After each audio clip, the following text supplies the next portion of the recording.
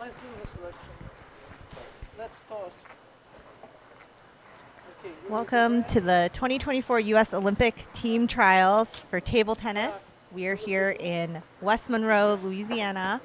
I'm Barbara Way, and I'll be joined shortly by Jimmy Butler, two-time Olympian and four-time U.S. national champion, to cover session 3 on the second day of play.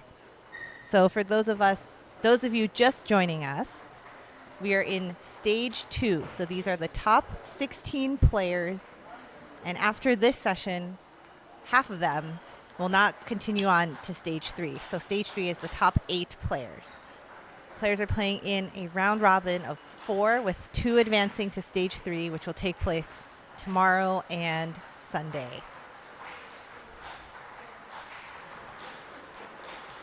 So table 1, Kanak Jha making his return to competition in the U.S. for the first time in 15 months, the number 1 seed, former world top 30, two-time Olympian from 2016 and 2020.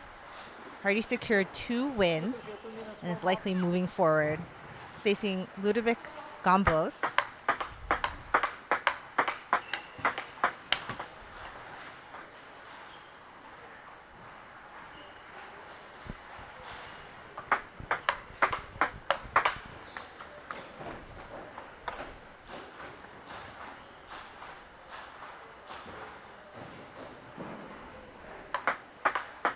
We saw Gombos earlier today in his 2 matches, posted 2 losses to Dan Liu and Ved Seth.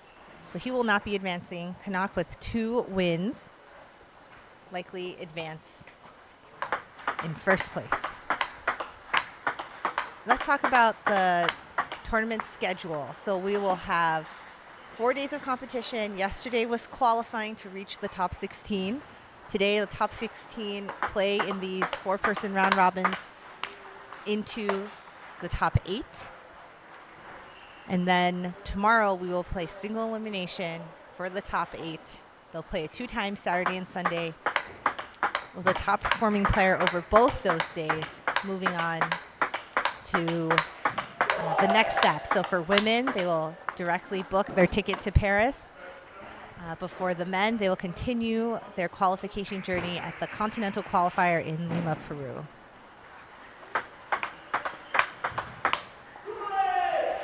It's great to have watched Kanak Jha grow up playing the sport. He was one of the youngest Olympians on the U.S. team in 2016 in Rio. And he is here to make his kind of dream come true of putting American table tennis on the map at the Olympics. Table tennis, one of the only sports where one of only 3 sports where the U.S. has not yet won a medal. And Kanak is on a mission to make that happen. From the Bay Area, Kanak has trained all over Europe, including Sweden and now Germany. And what a difficult situation, coming back 15 months away from competition and with a very, very important tournament ahead of him, a long tournament, difficult matches.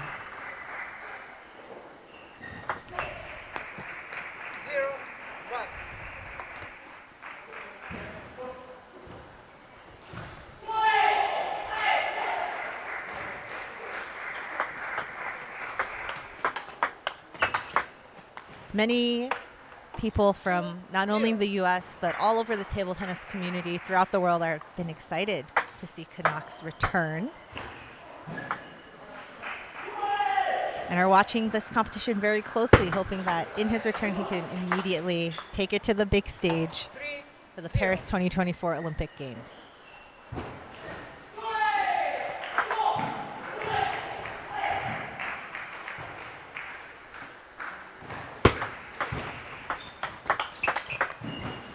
Kanak is just so consistent. He's totally in control.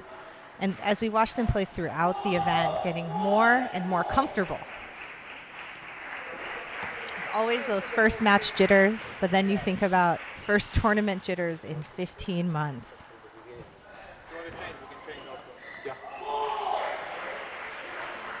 Ludovic Gombos suggesting a ball change, saying that the ball may not be fully round, and so it's shaking throughout the air. That's why I cheered.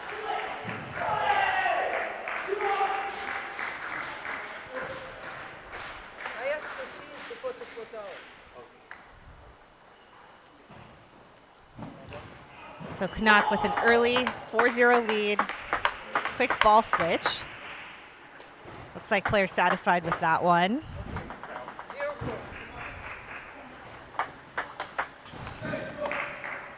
0-5.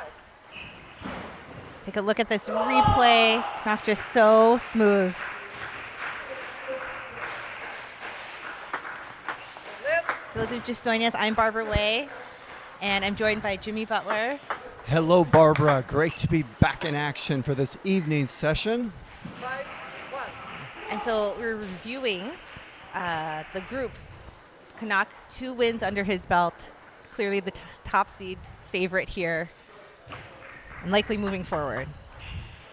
Definitely likely to move forward. He is a 400 to 500 point favorite according to USA Table Tennis ratings in this match.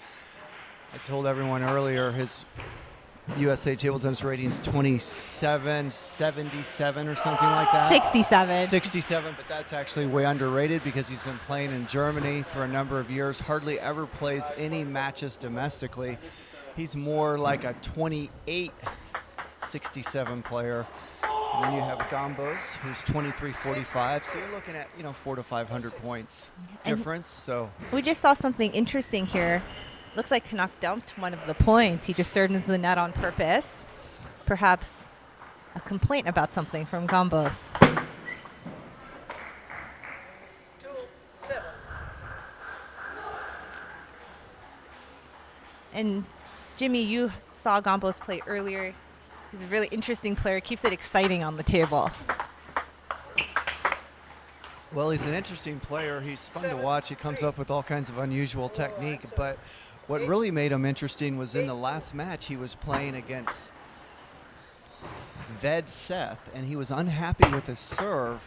And for those of you watching right now, if you saw that last match, there was all kinds of drama the whole match. He became an umpire and started teaching Ved how he should be serving. And it was an incredible, I found it entertaining, although I'm not sure if everyone saw it that way, but yeah, he's very interesting. He's an interesting player and also an interesting referee. Yes, exactly. Multiple hats in one match. You said bringing back that antique serve. There we have it, right? I call that the flashback from the 1980s Ricky Seemiller serve. Who is Ricky Seemiller, or Danny Seemiller, one of the greats to ever play the game, a world top 30 player, and his brother Ricky was a world top 80 player. Used to play many world championships back in the 70s and 80s, and I haven't seen that serve since the Ricky Seemiller days. Now, let me give some props to Sean O'Neill, another former great American player, a world top 100 player, and he told me, well, hey, the brothers from France are also doing that serve. Oh, Alexi and Felix Lebrun. Exactly. So he pointed out that I need to credit those guys for that serve, and so I will credit them, but Ricky Seemiller started doing it first, right? So let's give credit where it's due first. Let's go back to the 1970s and 80s and the days of Ricky Seemiller playing for this country, and he used to do that serve all the time. So it's kind of fun to see that serve. It just kind of brought me back to those days. Why do you think people are bringing it back? Why do you think the Lebrun brothers, Felix is in the top 5 in the world now? That's a good question. I think, well, first of all, it's very unusual and unique. Anytime no one does something, it's always a good idea to do it yourself, because we're so used to copying the most popular parts of the game today, but some of that old-fashioned stuff still works today. And so I love people that have all kinds of different service motions. I think it's real important to constantly give your opponents different looks if you can. And the service game is one area where you can give your opponent a lot of different looks. You know, it's hard to like have 10 different ways to loop a forehand, right? You're going to stick to a couple. But when it comes to serve, you can do backhand, forehand pendulum, forehand reverse pendulum. You can do all kinds of funny stuff. They call it the lollipop serve, right? Yes, that's what they call it. So, yeah, I mean, you can come up with all kinds of crazy motions trying to do a similar spin, but it's a different look, and it throws your opponent off. Definitely throws your opponent off. But here it looks like Kanak having no problems against Gombos, not being thrown off at all. It's hard to throw someone off that's 500 points higher than you. So that's the reality of the situation for Gombos. But the reality of the situation for all of us as spectators and for us as commentators, Barbara, is we are so excited to see Kanak Jha back in tournament action because he has not played for 15 months. And for those of you not aware why, he missed 3 drug tests, and that's an automatic suspension. Those are USATT rules, so he got suspended for 15 months from tournament play. So although he's been practicing for the last 15 months, he has not been able to play any tournaments. In fact, he's not been able to even practice in clubs. Yes. He's almost had to go underground, play in people's basements just to train. And I say that, it's true. It's true. So we are so excited to have Kanak Jha back, whether he's playing Gombos or anyone else. We're just happy to have him out there playing again. So excited to see him back. So excited to have him back and potentially representing the U.S. at on the biggest stage. Absolutely, and I'm sure there's no one more excited than him, right? As a player, Barbara, how would you like to be told you can't play for 15 straight months in the peak of your career? Because, by the way, before he was suspended, he was world number 18. That's incredible. That's the highest he's ever been, and that's the highest an American's ever been, except for one guy named Eric Bogan. Wow. Back in the 1980s. So Kanak Jha, one of the greatest Americans to ever play the game in the modern age of table tennis with sponge, because we had some world champions with the hard rubber back then. Jimmy McClure, world champion in doubles in the 1930s. I think 1936. I'm going off memory now, so don't quote me on that. But in the modern day of table tennis with the sponge racket, Kanak Jha, world number 18, Eric Bogan, world number 18. Those are the 2 highest ever on the men's side. Yes. And let's talk about not playing in competition for 15 months. That's the mental game. How hard it is to come back and actually be here on the stage playing. How it's different. Well, I mean, I've never been told I couldn't play for 15 straight months when I was in the peak of my career. I did stop for 8 years because I was injured and thought I was done, and then got healthy again, came back. And I can tell you, after 8 years off, I was extremely rusty. But at the same time, the game was so new and exciting to me, and I bet you that's what Jha's feeling out there, is when you're not allowed to play for that long, it almost brings a newness to the game and a new excitement to the game. Yeah, there's like there's that excitement, that energy, and also that anxious energy. Like, I just want to get out there and show the world what I can do. Exactly, and you just want to go out there and just do your craft again. And you love to play something as much as Jha loves to play table tennis, and that's taken away from you for that length of time. It's just an incredible feeling to be back out there again. As far as being tournament sharp, there's no way he's tournament sharp. None of us could be if you haven't played a tournament that long. So each and every match, he's going to get sharper and sharper. But it's going to take a number of tournaments for him to get sharp again. In fact, it's going to take months. It could take 6 months. But he's certainly in shape, and his dad, said he's been working on his physicality. He's been lifting weights. You can see he's got more upper body strength. His legs are a little thicker and more ripped. So he focused on getting stronger during that time. And I was able to speak with him after his earlier matches. And he said he's just taking it one match at a time here. And that has seemed to be the trend between players who have been playing very well. Just take it one match at a time. Don't think too far. Just prepare for the next match.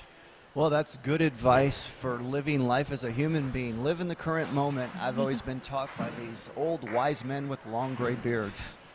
They used to, well, they still do. They teach me to stay in the current moment. Don't think too much about the future. Don't think too much about the past. Of course, you've got to plan sometimes for the future and learn from your past. But generally, you're trying to stay in the current moment. So great advice coming from Kanak Jha. Yes. And he's doing great in this match on table one. No issues, totally in control. Well, this is pretty much a formality. And so it's a great opportunity for us, Barbara, to talk a little bit about Jha and what he's been up to and how he spent his time during those 15 months, and talk about the conversation I had with his father. As everyone's really happy to see him back and so curious too about how he'll perform. We've heard a lot of that, just curiosity. And I'll tell you what I told his dad a few hours earlier. I was talking to him, and the first thing his dad told me is he said, "Hey, I'm just so happy to be here and see my son play again. I haven't seen him play a tournament in 15 months." And I said, "That's exactly how we all feel. We haven't seen him play a tournament in 15 months either, so we're all in the same boat there." And so, that's the first thing. The next thing I told him, I said, "Look, another thing we're excited about is we almost never see him play against his American teammates because he's in Germany. Yes, year after exactly. year. I mean, when's the last time you've seen him play domestically? Maybe 2019 or something? Right, for a national. Something like that, right? So it's really fun to get a chance to see him play his American teammates, and I'm sure it's exciting for them to be able to play against him as well. And we want to kind of see the level difference and see, how he stacks up. Exactly. And how other people stack up against him. I think this is such an interesting event. Exactly. So, you have all those variables involved, bringing so much excitement to Kanak Jha's first appearance here in this event itself. And, the last match, Jha was out playing against Ved Seth, and it was a battle. Kanak was up 2-1. Seth was up in that fourth game. Kanak ended up winning 11-9 to barely go up 3-1. So Ved Seth has been playing great table tennis and really gave Jha all he could handle that last match. So that's what we want to see. We want to see that challenge. How is it going to pan out today? How is it going to pan out tomorrow? And as you think about the men overall today in stage 2, not a lot of upsets. Actually, it's been very smooth. Tight matches, but not a lot of upsets. Well, that's a good point, and you can fill us in maybe a little bit on the women's side because there have been a lot of upsets. Yes, the women's side is not going according to what we had expected.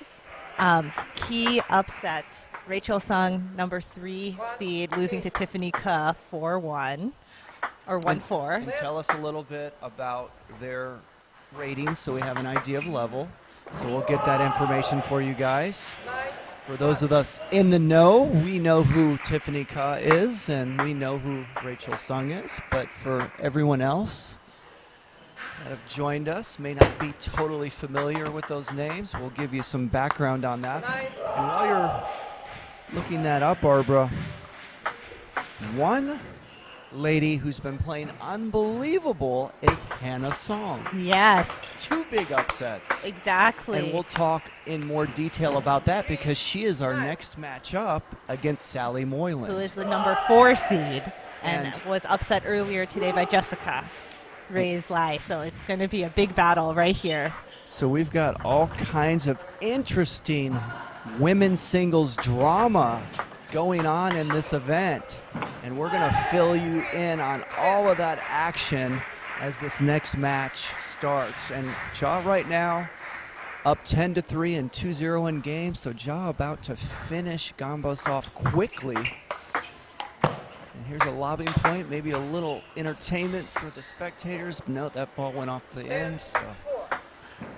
And if you were Kanak and you were coming back and you feel this is kind of a formality, what are you thinking? Are you trying new serves? Are you going to try to do different things?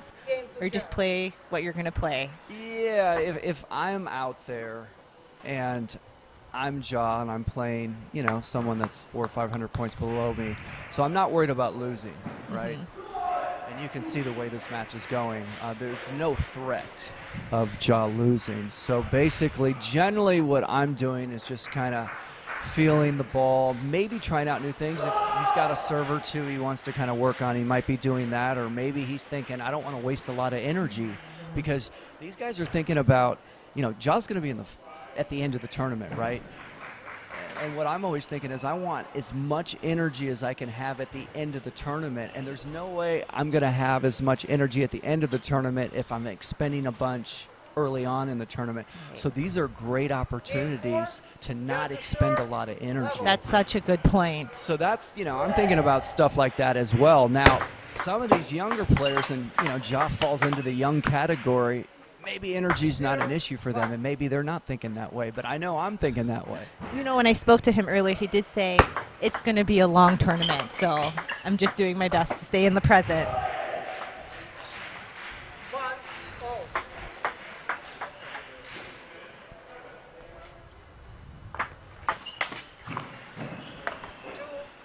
Jha not looking happy with that return. Well, we got a little grin out of him, so not happy, but not too sad. A little bit of comedy coming from his face there. He thought that was funny the way he missed that. And let me tell you, he's lucky that serve missed right there, because there was nobody home. Gombos went for like a super speed deep serve there. He did. And I love your point earlier about Jha just feeling the table, feeling the ball, getting used to being in competition, getting used to being here and playing on table one, which he'll spend a lot of time playing on this weekend.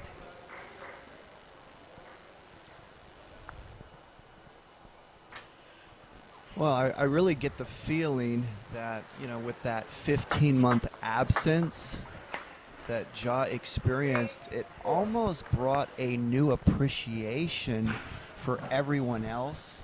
On one, how fun it is to watch him play. Number two, how fun it is to have him representing Team USA, because he brings such incredible results for USA table tennis. And it's easy to take those things for granted once you get used to them. But then when it's yanked away for a while, yeah, of course, Jha's the happiest to be out there. But there's been a lot of excitement and talk from other players and spectators as well, just about him and how excited they are to have him play again. And I think it's special to have him play his first tournament here in the U.S. because, like I said, he doesn't hardly ever play domestically anymore because he's in Germany. It is so exciting for the fans to be able to see him play, to cheer for him, to get to know him up close. See, he's having some fun out there. But he's definitely been very analytical of each and every shot. I've been watching him match by match, and, he kind of analyzes all of his misses, and you can see the body language. He's kind of thinking everything through and really trying to play a disciplined, perfect match, round by round. Yeah, Jha is like a perfectionist in his play coming out. 4-6. And I would say almost all great athletes, if not all of them, or all great business people, they're all perfectionists, or you could never be that successful and that good in anything unless you're somewhat of a perfectionist. Now, some of us are a little crazier than others, right? But I remember when I first went to Sweden to live there in 1989. I've been there many times, but I moved there to play professionally and to learn from the great Swedes. They're former world champions. They overtook China from 1989 to 1995, and so my coach was Stellan Bengtsson. And he was the 1971 world singles champion, the youngest world champion ever. No one still ever won it at age 17. That's incredible. Right, so he still got that record, and he was my coach. And you talk about a perfectionist. I mean, everything he did, whether it was table tennis, whether it was cleaning the house, whether it was when we ran together, I mean, he was trying to get the maximum results in everything he did. Yes, and it's that kind of mindset. It's that kind of mindset that these great players and world champions have. So I got to live around a world champion and just kind of experience their mindset. And I got to experience, how hard he trained and what his thinking was as a coach, and that's just invaluable, and that was invaluable as a young athlete, and I'm still talking about him today, so it had a great what an impression impact on me, right? Yeah. And as Kanak is knocking on the door at the end of this match. What advice would you have for Kanak as he looks into tomorrow? Boy, it's hard to give him advice because he's been there and done that and knows what he's doing. And there's the end of that match. Kanak Jha winning it 4-0. But my advice would be have fun. Yeah. Stay in the current moment. But he already knows that, right? He knows That's that. what he told you. That's right. But the main thing is to have fun and enjoy the moment and really just appreciate the opportunity to be back playing again. Yeah. Because, again, it's hard to appreciate things sometimes until they're taken away. And I'll give you a good example. When I was super healthy when I was younger, I wasn't waking up every day being grateful that I was healthy. I just took it for granted. It's normal to be healthy, isn't it? It is, and then yes. when I lost my health for a long time, for many years, and then got it back. Even now, today, I'm 53 years old now, and I'm generally grateful on a day-to-day basis just that I'm healthy, that I can walk, that I can talk, that I can go out there and play. And that's the best feeling. So he's probably feeling a little of that gratitude right now just for the opportunity to play. Yeah. And as we look forward to this next match, Kanak Jha secures his place, moves forward into the next stage, stage 3, first in his group. And we have Hannah Song and Sally Moiland coming up next in just a few moments as they take to switch out the players. And this is going to be a great match, and we are going to give you some great intel on all the upsets that Hannah Song has had just to get here, Barbara. So we will be back with you in just a few moments.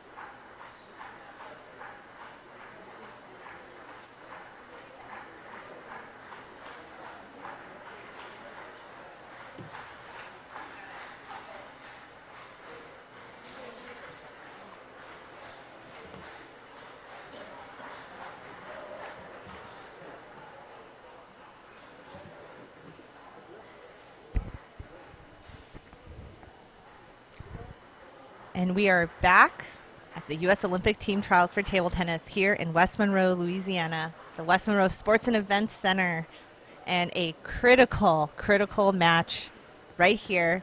We are in stage 2 of the trials.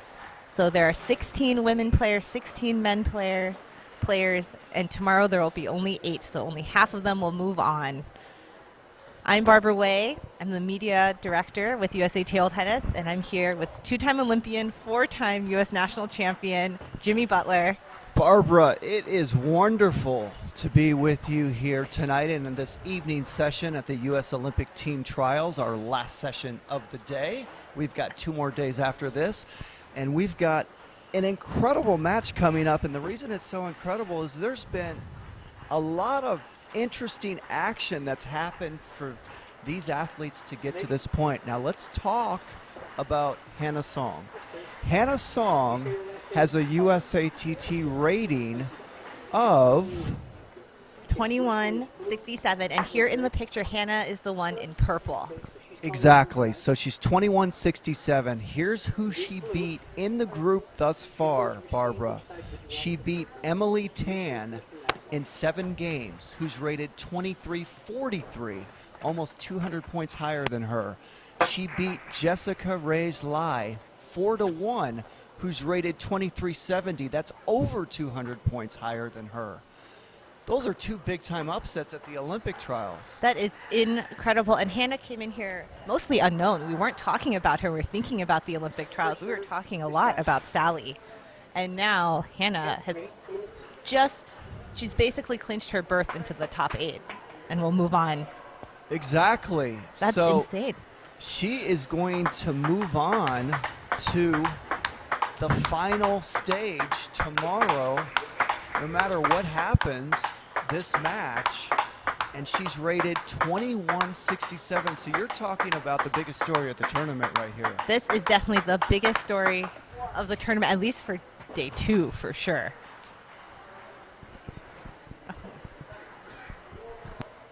Okay, so as we've done some more calculations,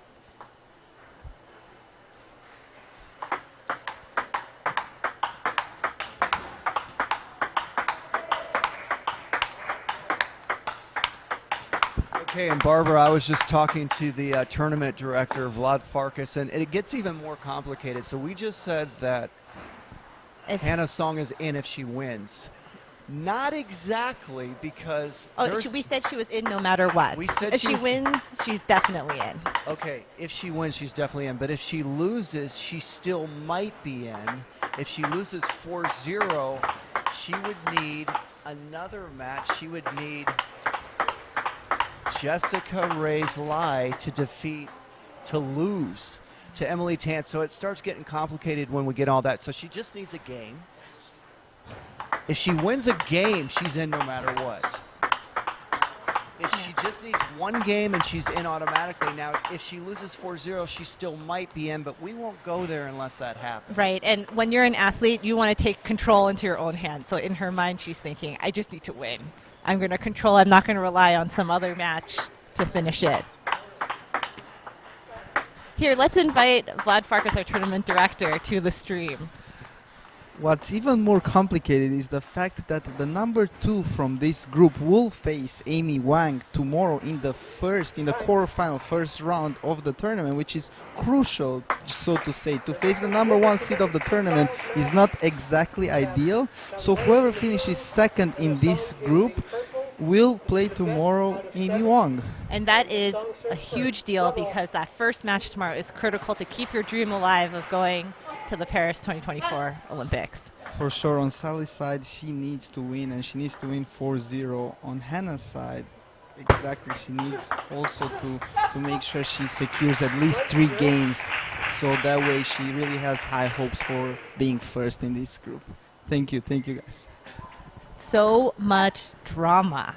So we got the right match for all of you to watch right here. And you're looking at the story of the tournament thus far, Hannah Song, at a 2167 USATT rating, upsetting 2 players 200 points higher than her, and now playing against Sally Moiland with an opportunity to make the final stage of the U.S. Olympic team trials.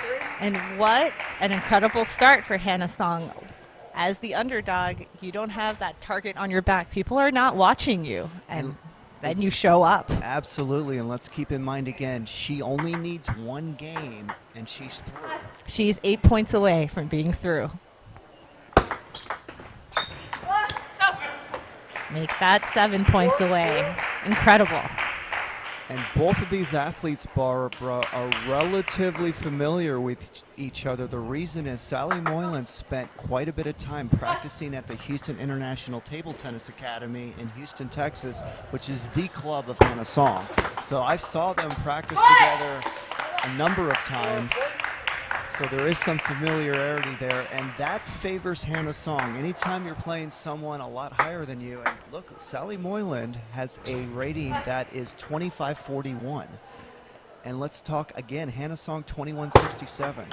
But let's say that Hannah is quite underrated, because you said that she has played very close against very high-rated players, but has not been able to close. But here she's been able to close. And I'm not sure I can call her underrated, but she has been so close to winning so many matches against players that are 24 and 2500, but she just barely kept losing, and this has been going on for a couple years straight. So to see her break through at this competition on the biggest stage in this country, the U.S. Olympic trials, I'm super excited for her, her family, for the Houston International Table Tennis Academy, her coach, you see in the corner.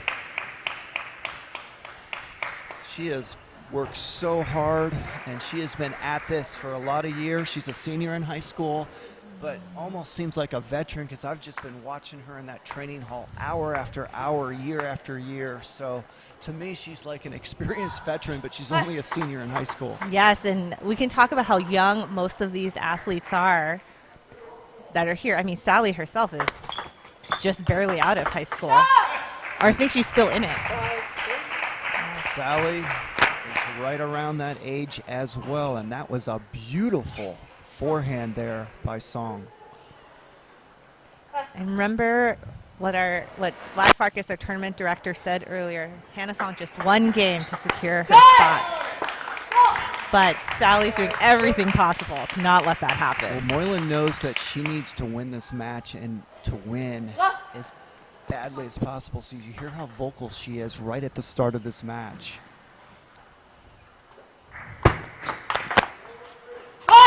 And that was a great receive by Moiland there. She was ready for that deep serve right into her middle. And that's the familiarity I'm talking about. Moiland is expecting that serve. Almost knew it was coming. And you were to hit it as well.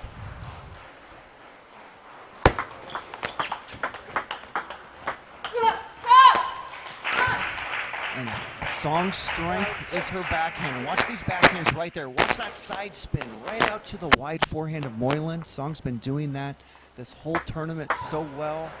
5-6. That's an inside-out backhand. She turns her wrists and goes on the inside and creates side top spin. Sometimes she gets some underspin on it as well. Both players so vocal. They know how much this means.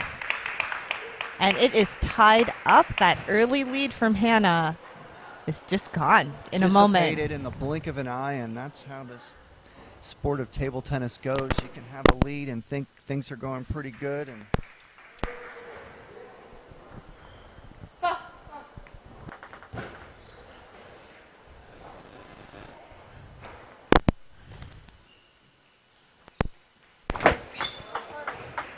there's a little net help there for Song.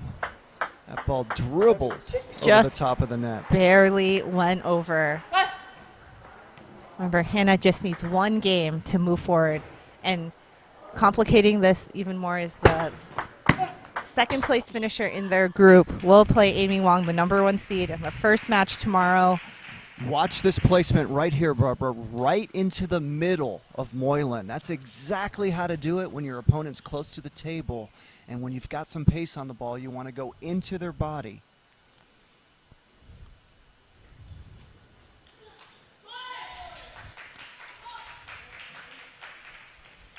Let's watch that point again.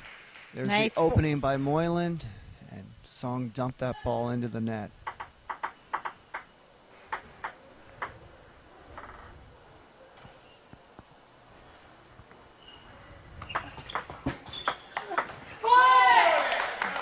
Moiland with a good serve, a different choice into the forehand half long. And Hannah didn't read that correctly. Yep, Moiland got Song to pop that ball up, and that's an easy finish for Moiland.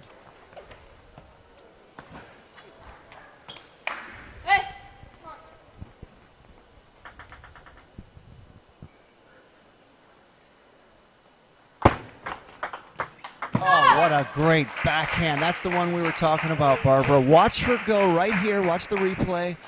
See, that's an inside backhand. She kind of cuts that ball sideways and down into the wide forehand of her opponent. It's worked so well this whole tournament. She's so good at doing that shot. Does the iPad show 9/8?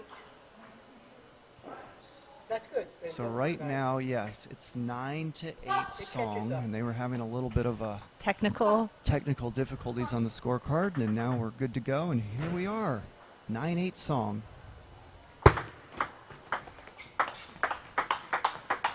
And there it is again, Barbara. That backhand to the wide forehand of Moiland. Right there. Yes, so That one right impressive. there. And Hannah Song with the game point. Usually we say in the first game it's not that important, but here for this first game, Hannah wins this point. She is through into the final 8. What a big moment for Song.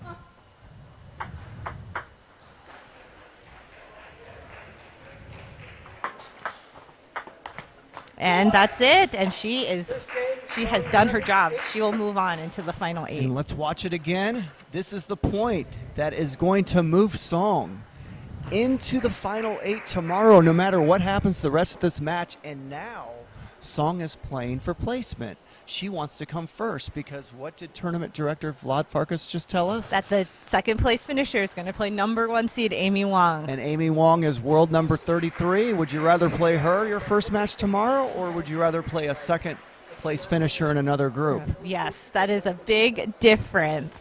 So the rest of this match is still huge, but let's look at some replays here this last game, and let's watch how Song has found a way to make it to the final day tomorrow of the U.S. Olympic trials. Rated 2167, has already upset 2 players 200 points higher than her, and now wins the first game against Sally Moiland, rated 2541.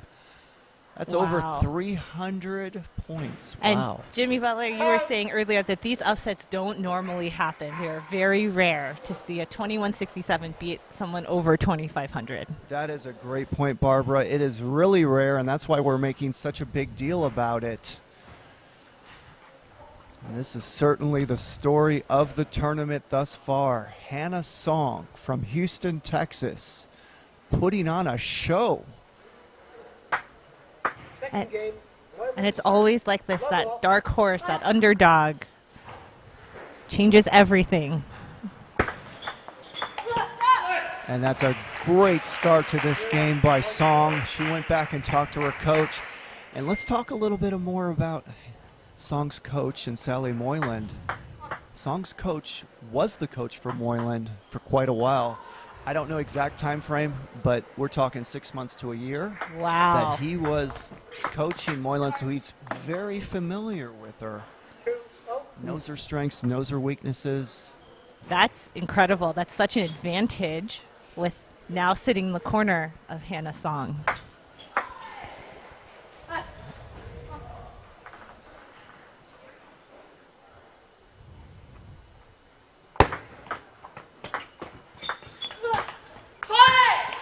That time that backhand missed, but watch this backhand here by Song. She misses it, but this is her bread and butter right there. See how she goes inside and sideways with that wrist out to the wide forehand of her opponent. And the wide forehand part's really important because it's so difficult when it's so wide to the forehand. Well, Sally's very quick on that turn in the middle. Well, Moiland was ready for this serve. Watch this. See, she's waiting for it. Boom. So that serve is only good if your opponent's not expecting it. But again, they have familiarity with each other. And so Moiland knows it's coming, or at least she's ready for it. It's, you know, she's programmed to think, okay, that serve might come there. So there's no surprise. Oh, great serve by Moiland. When you get an opponent to pop a ball up that high, that's just a great serve. Watch this. And big finisher right there. How often do you see an opponent pop up a serve that high? It's rare. It is Almost rare. never happens at this level. So when you do see it, you've got to tip your hat to the server. They did a great job disguising the serve.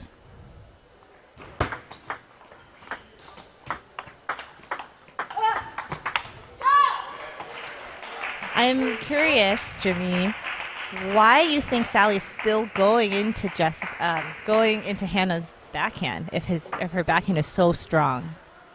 Well, let's talk about the strength of Moiland. And the strength of Moiland is her backhand. And a lot of times, and, you know, when I played, the strength of my game was my backhand. It was far better than my forehand. And so a lot of times, a player like Moiland is not afraid to play Song's backhand because Moiland's thinking, hey, I feel like my backhand's better than her. And I'm not saying she's thinking that, but you're not necessarily scared to go there. Now, with that being said, the wise decision would be to work the middle and wide forehand of Song if you're Moiland. Right. But you can't always do that. It has to be done the right way. So just because, you know, you tell someone to work that area of the table, it has to be done the right way. And you have to do it when you're comfortable, right? Right. So sometimes the ball comes to certain areas, you're just not comfortable putting it there, so you got to go back to the opponent's backhand. Yes. Great insight, Jimmy. It is not so simple in table tennis as just go to that corner, go to the middle. Well, life is easy when you know how to do it, right? But getting to that point is the hard part. Oh. And there is that work into the forehand, half long into the forehand, waiting for not the best quality on that loop and just jumping on it. Well, that was a beautiful-looking forehand technically by Moiland there. Nice short backswing, beautiful forward foul through. Took it off the bounce. Textbook perfect.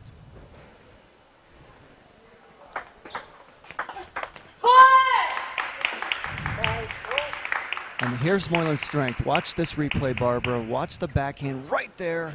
She just jumps on that ball off the bounce. Didn't play it with a lot of speed. It was medium speed, but she took it so quickly off the bounce. And it was very long, like deep to the table. I think that makes a difference too.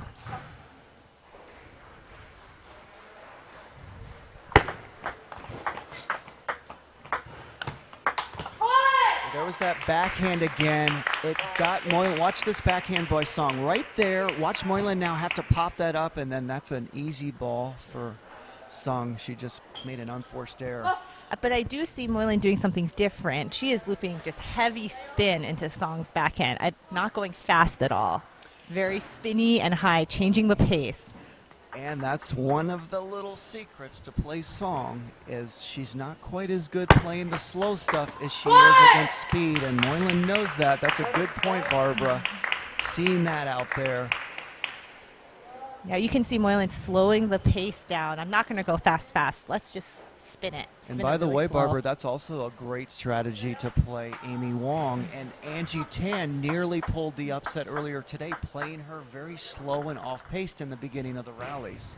So Song isn't the only one that struggles with that. I think Sally has figured out something. She feels much more in control, much more confident. And she is not letting Hannah hit that backhand. We haven't seen it in the last couple points.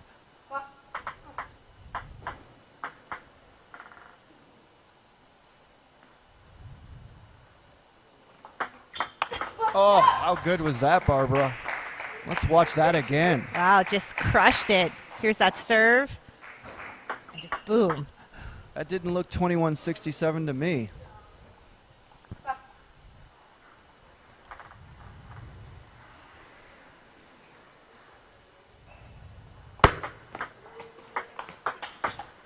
Oh, great backhand by Moiland. Dealing with that high arcing off-speed loop here of Song. Watch this backhand right there. Just drills it down the line. And you were saying that Moiland's strength is also her backhand, so it's a battle of the backhands. and who can get the right shot for them to finish off their backhand, finish off their opponent with their backhand. Well, Song was lucky to survive that point because watch the deep serve. Did not mess up Moiland at all, but great reactions by Song after that deep serve to win that point. And Moiland saying, oh my gosh, another net. It can be really disruptive to have a net in the end game. Well, nets drive us all crazy, don't they, Barbara, as athletes? And so some of us deal with them better than others. I wasn't very good at dealing with them when I was younger. I would get a little upset here and there. I had a little John McEnroe in me when I was younger. And we have seen Sally right here serve short to the forehand. She's serving many more balls into the forehand now. I think the strategy for her is coming together. Well, Moiland over a 300-point favorite, so for Song to win the first game. And now we're going to be at 1-all in this match. This is a great start for Song, and I expected Moiland to come out and to even this match up, and she did exactly that. Yeah, I do feel like it was that first game jitters, but unfortunately that's all Hannah needed. And now let's watch some replays of that last game. And here we're really looking at Hannah's backhand. That was a miss, but that's what she really used. And there was that great backhand received by Song there that we were talking about. And there's a beautiful backhand down the line by Moiland. So look at all these great backhands. Watch their technique, everyone watching out there. Look how short their strokes are. They use quick, explosive wrist snaps. And the other thing to watch are their feet, how quick they are, how close they are to the table. They create a lot of speed and a lot of spin with a very small motion. And that is the current state of table tennis and the future of table tennis.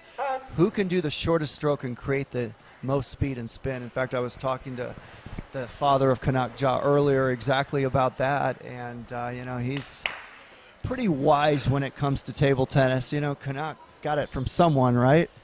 And he was talking about the same thing. He's like, yep. Who can do the shortest stroke and create the most speed and spin has the advantage. You know, I do want to argue, having been to the World Championships in Busan earlier this year, that creativity is also hot. Who can make up a new serve? Who can do something really different? Who can play like Truls Morgard of Sweden, right? Or the whole Indian women's team who almost upset. Oh, they're unbelievable. Yeah. Exactly, Barbara. Good point. It's good to be unusual. It's good to be different. So when you're trying something new in life and people are laughing at you, keep doing it. Yes, because soon you'll be the one laughing at them.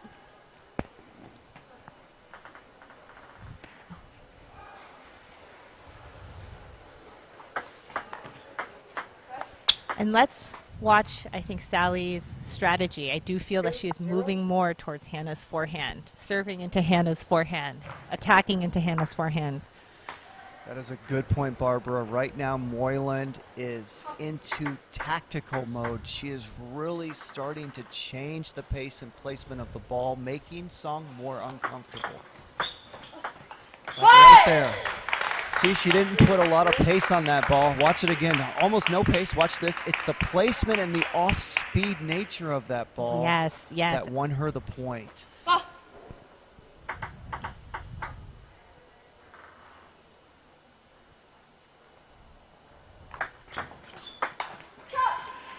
And again, you know, when we saw that last point, let's watch this one right here.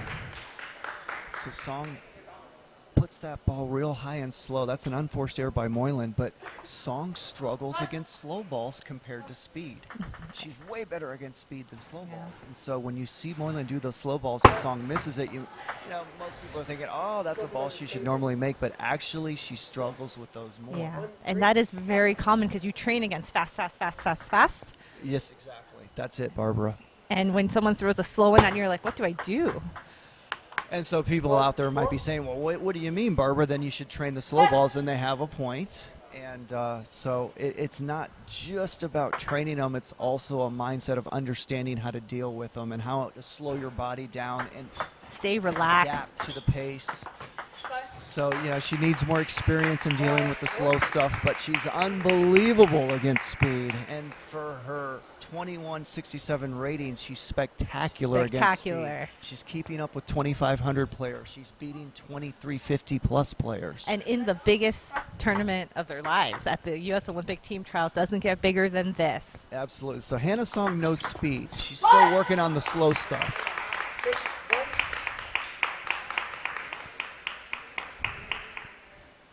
And great start, Barbara, for Moiland this game. Yes, I really think in the second half of that second game, she figured out the strategy.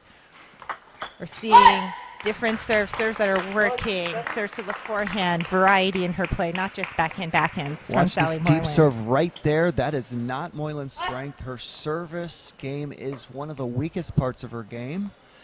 But right there, she came up with a great decision.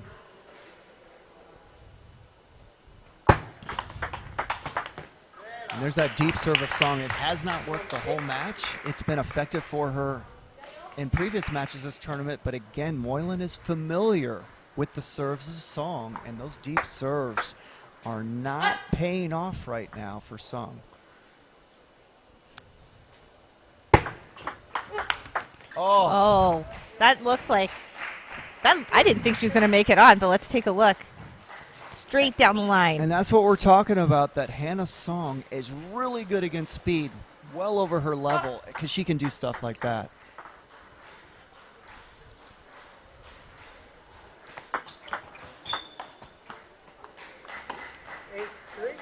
And Sally clearly frustrated on that backhand. Well, that's an easy ball for her. That's her bread and butter. The good news is she's still up 8-3, so it's not necessarily going to be costly for her this game, but she does not like missing those shots. Oh, that's beautiful. And what great placement right into Hannah's body. Watch where she places the ball out there, right into the body. That's how you finish off your opponent when you have pace, and I've been talking about this time and again. It's so important. It does not work to play into the body of your opponent if you play slow or medium speed. There has to be pace on it. Sally clearly in control. Now going in to Hannah's backhand, no problem.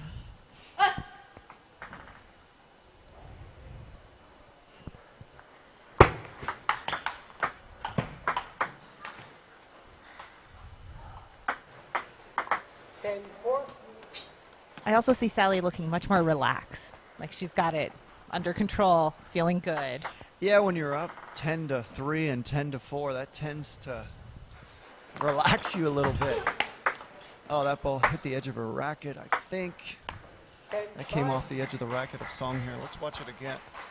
Yeah, that ball kind of hit her edge of her racket. That's why Moiland didn't even react to it.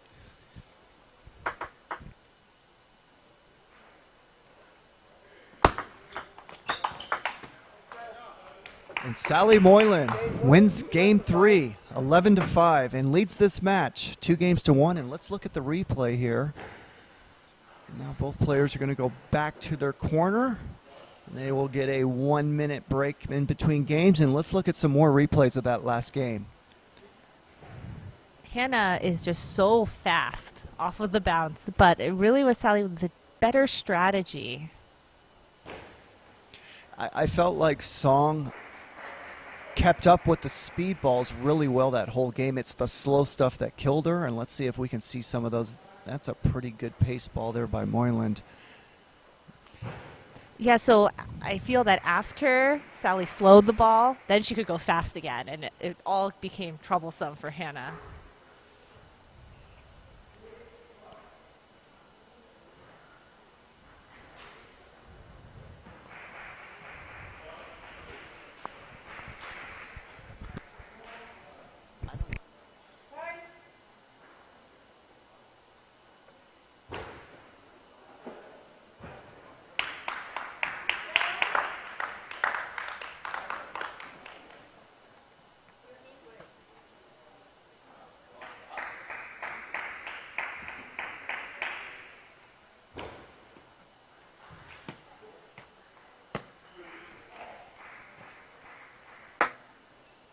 9-4. Moiland to serve. Love all.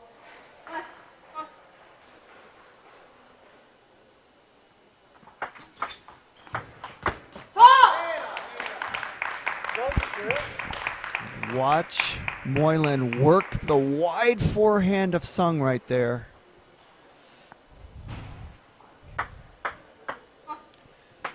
Now, Moiland's strength is not her serve, so Sung really needs to get a little more aggressive on the receive. See, Moiland just kind of puts that ball in play, doesn't really do much with it.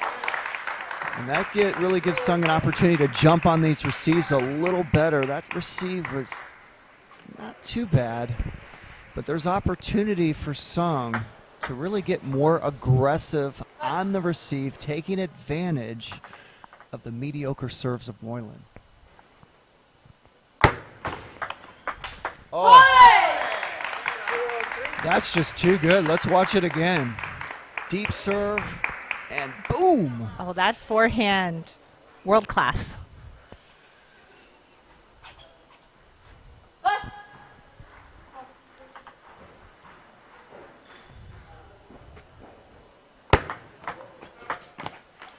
Oh, that's exactly what Sung wanted, and she had that ball aimed perfectly right into the body of Moiland right there. That's over if she makes it. That's her point if she makes it.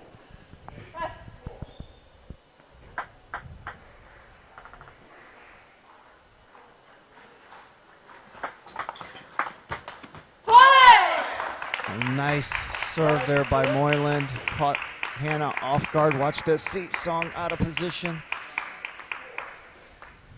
I feel that Song is losing some of that edge on her backhand. We haven't seen as comfortable hits, especially down the line into Sally Moiland's wide forehand. That was very useful in game one. And credit Moiland for changing the tactics up after that first game and really taking away Song's strength. We haven't really seen Song do any of those backhands recently that we saw in that first game that helped her win that game. And that right there was an unforced error. Easy miss by Moiland.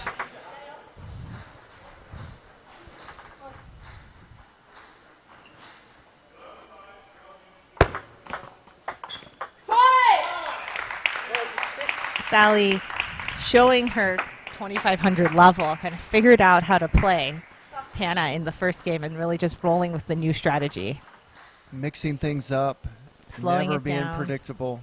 And slowing it down. That was a good serve there. That totally fooled Moiland. She was not expecting it.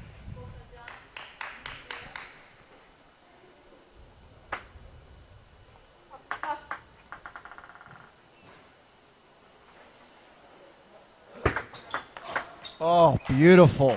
Wow, what a backhand. Let's watch that again. Goodbye. Hannah's backhand is like 2,500. That's the backhand that's helping her win. She has a vicious backhand.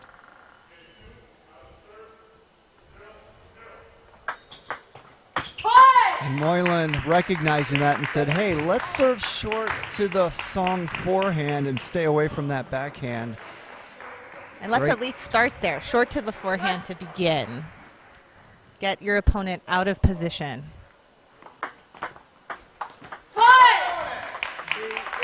And now deep to the forehand. Changing up the placement.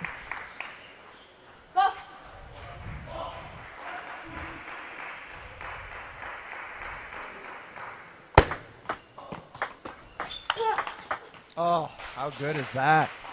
8-4. That is the Hannah Song signature shot. Just boom. Nobody That's just home. too good.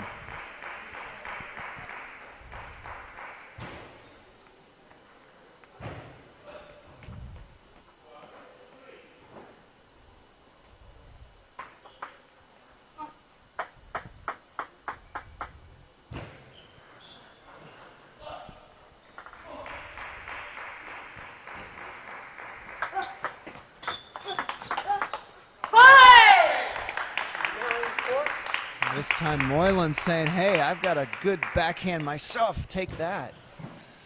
And what a change in confidence for you to use your backhand and beat someone at what they're the best at. What a confidence booster. But Sally very much in control. 9-4 and up 2-1 in games. Short to the forehand serves, Jimmy. That has been really working. And there's no doubt that that Song is much weaker on that forehand short side than the backhand side off that serve. And that's generally true for almost every player with the banana flick now in today's game. It's such a weapon. 5-10.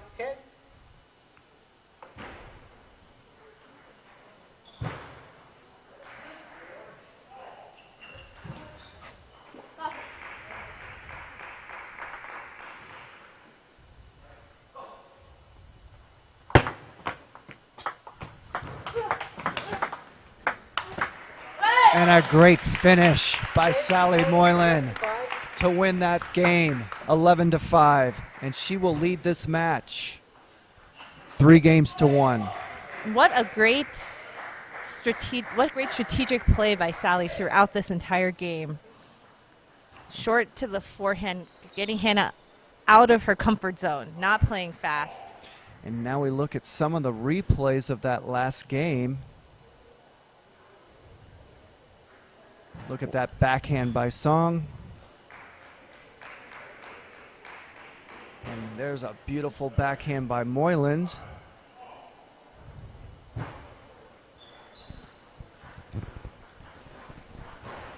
And so, Jimmy, what do you think Hannah has to do?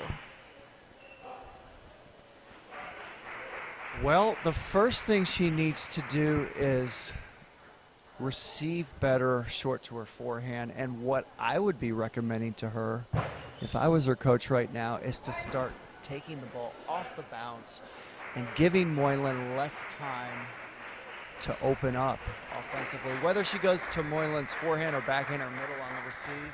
You're thinking an aggressive She needs push. to jam it off the bounce and Yeah. not let it bounce and then make that kind of weak, half-hearted receive. You know, if you're going to do it, do it. If you miss it, you miss it. But really try to jam that ball off the bounce. And that's the advantage of the forehand you don't have on the backhand is you can actually cut balls off the bounce. Yes, you Than can. you can on the backhand. So you got to take advantage of that and jump on those receives. You know, Moiland does not have a good service game. So it's not like Song doesn't understand the spin. Or it's not like there's a lot of pressure coming right. from the serve of Moiland. And Song just needs to settle down, play her game, not go for too much. And Song looking to hit those backhands down the line again that worked so well in the first game. And now short to the forehand of Sally.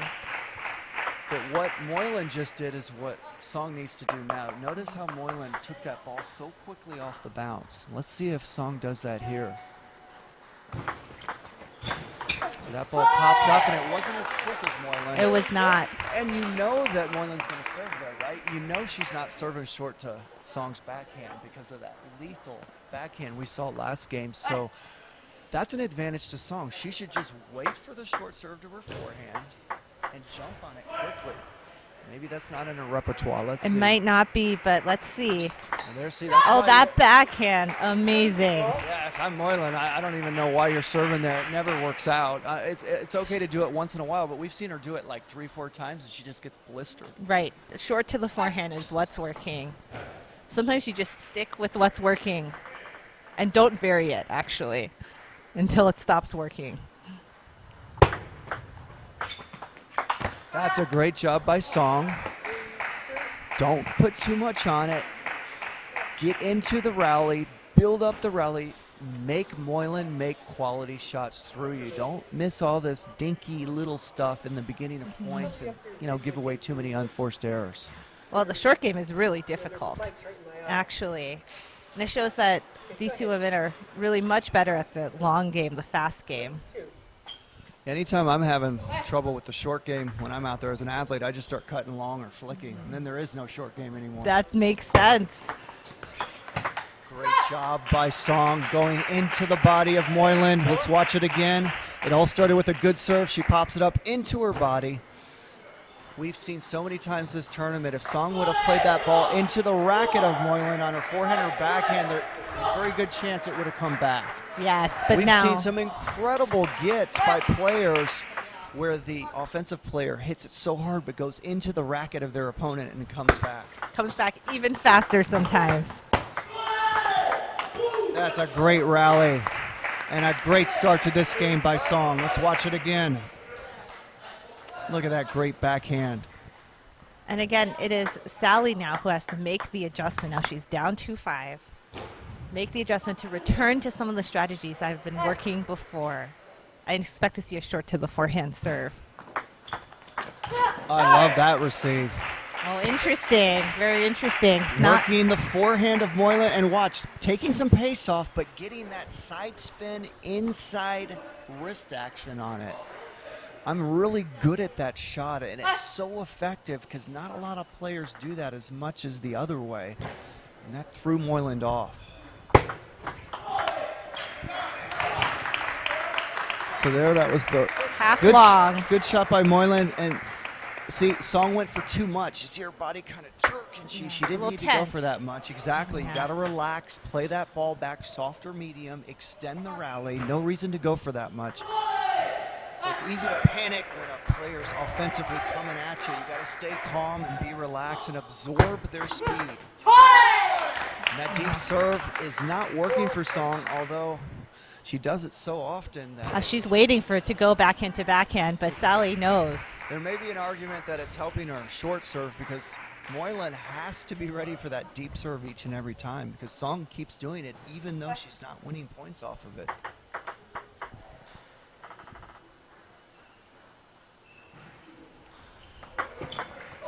There's a good receive. That's a great play by Song. See, she jammed that ball quick. Watch it right here. Quick off the bounce. And so wide. Gave Moiland no time and then was able to get in her opening, and she didn't go for too much on the opening. That's exactly how she needs to play.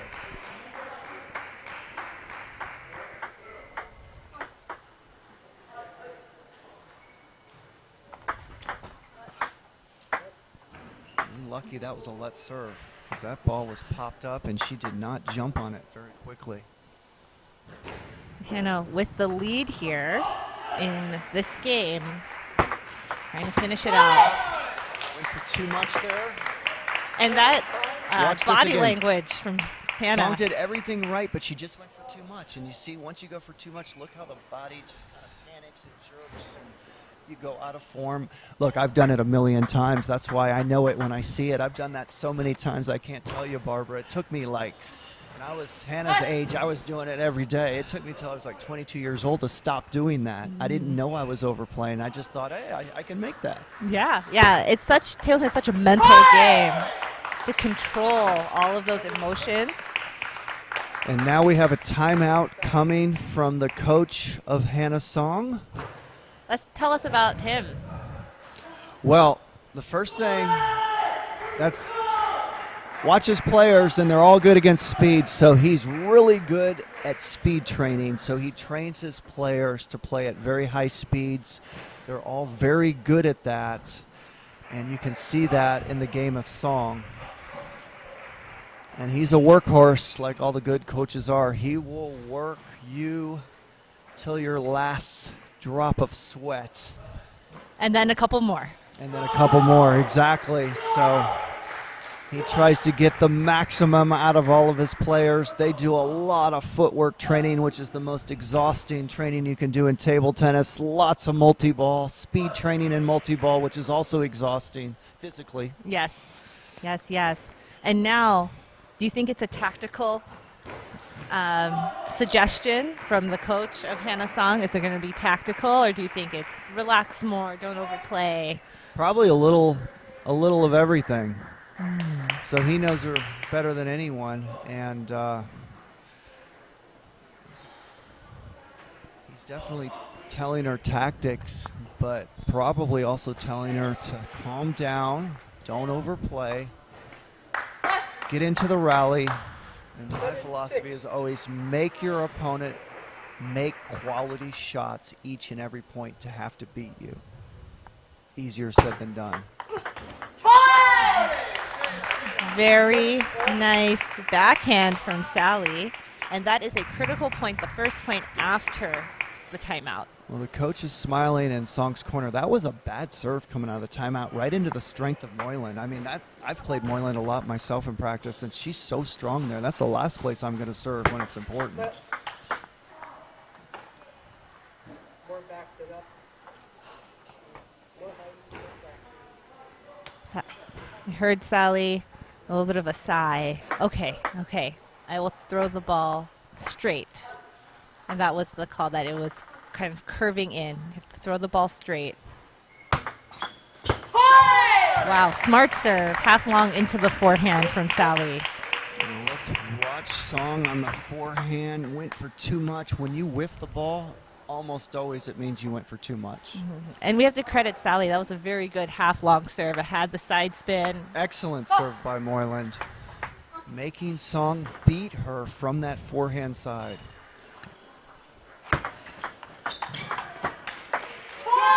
And that's just great table tennis by Moiland, because this was a nice receive by Song. She said, hey, I'm going to get my backhand in. But Moiland just too good that point. So quick and great placement right into Song's middle. And this time it worked.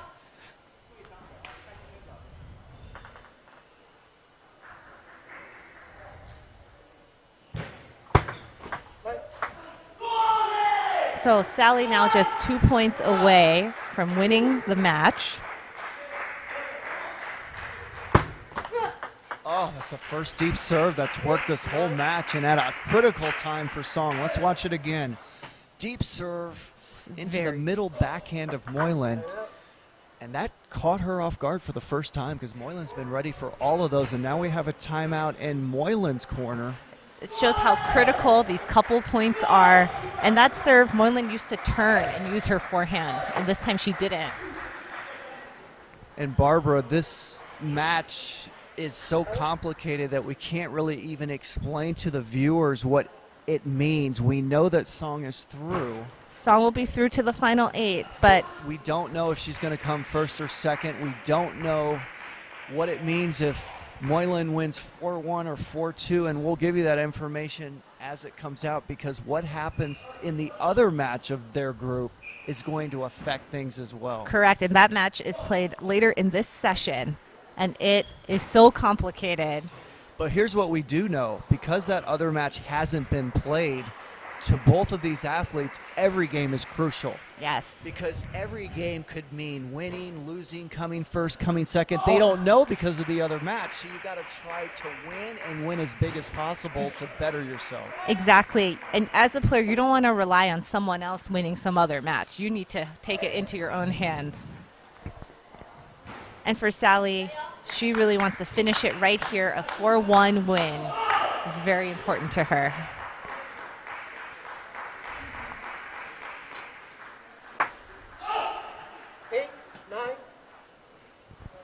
Hey, Song with the serve. And my bets are that she's going to be looking for a backhand attack, going quick into her backhand.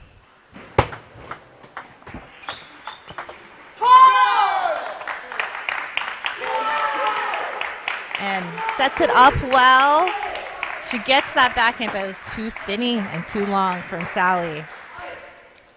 Too deep, I want to say, on the table. And now Sally with the match point. Really needs to take it here to give her the best chance of advancing. Oh, how about that shot? Normally I would say that's an overplay, but not when you make it, and she just drills it. I love the courageousness of Song's play. That was fearlessness right there. I mean, you're down a couple match points and you come up with that shot. Now Moiland still has another match point.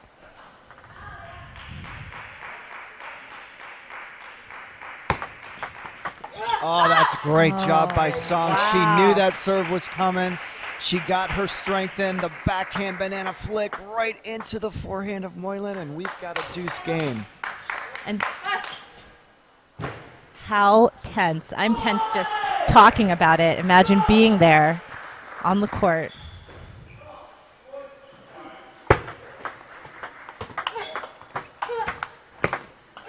Oh, what a great point. It looked like Moiland was going to win that point. And watch this. She gets that ball, and then Moiland's like, wait a second, that ball wasn't supposed to come back. And now Hannah with the game point. And remember we said how important each game is.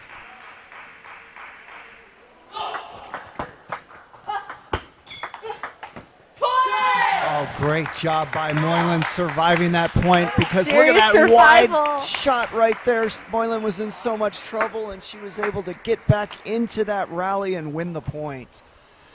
And boy, if your song's so close You're to so winning close. the game, and now we're back to deuce.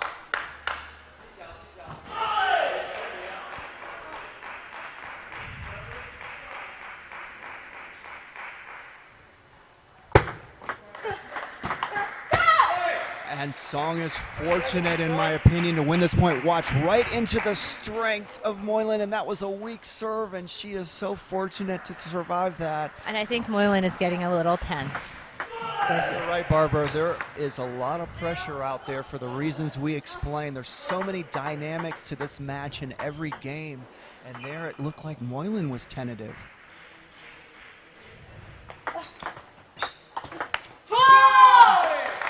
Wow, this is toe and toe there.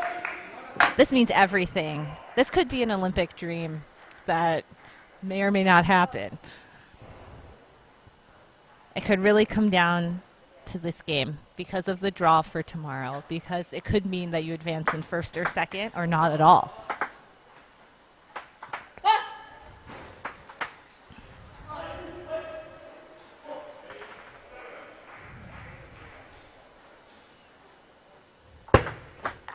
Oh, that's a great serve. And the reason that's a great serve is she got away from the backhand of Moiland and put it to the short forehand and forced Moiland to be a playmaker from that side of the table on the receive. And now, again, Song with the game point.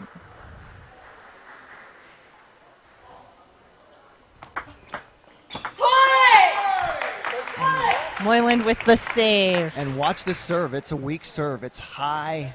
There's not much on it. Song just blew it because that's Song's strength. And that's just nerves right there, Barbara. They're so tense. You can Yep, see it that's in nerves. their play. I mean, that serve was weak, and it was an even weaker receive.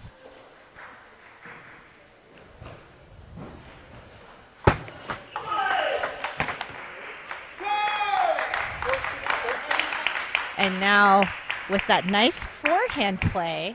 Oh, that's a beautiful forehand there to finish it off. You could really see on the replay, nice short stroke. Ball went, or her arm went forward, her wrist going forward. And Sally with her third match point, an opportunity to close it and changing up the serve. Going to a backhand, we really haven't seen that. Great job by Song. You know, when someone pulls out a new serve, You get on me, tense. what it does to me is it just forces me to back off. That's exactly what Sung did. It almost relaxed her. She's like, wait a second, she's serving a backhand? I think I'm going to take it easy this point, and that's exactly what she needed to do, and she did it perfectly.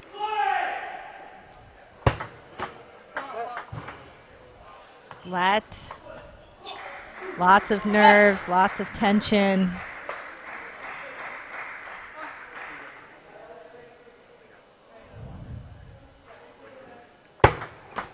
Oh, credit Song. That is not where I would have served. Into the strength of Moiland, but boy, did it catch her off guard. Watch this. Look at that. It looked half long, but it was short. And what happened is she went so wide to the backhand. That's what threw off Moiland. Yes. And here we go, Hannah, with the game point. And misread that serve. And the nerves continue. Oh, she was so tentative on that ball, and she let it bounce. She didn't take it off the bounce, and even after letting it bounce, she didn't know what to do with it. That's what these competitions will do to these athletes. It's so nerve-wracking to be out there and to know how important it is, but not know quite how important it is. There's so much unknown.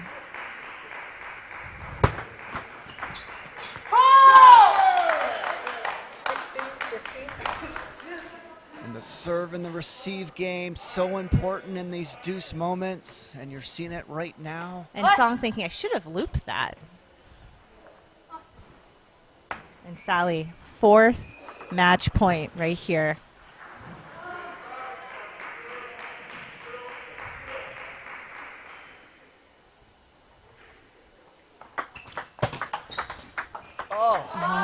That was a strange ball. I don't know what it hit, but let's watch it again. Something weird happened right here. What was that? Oh, an edge.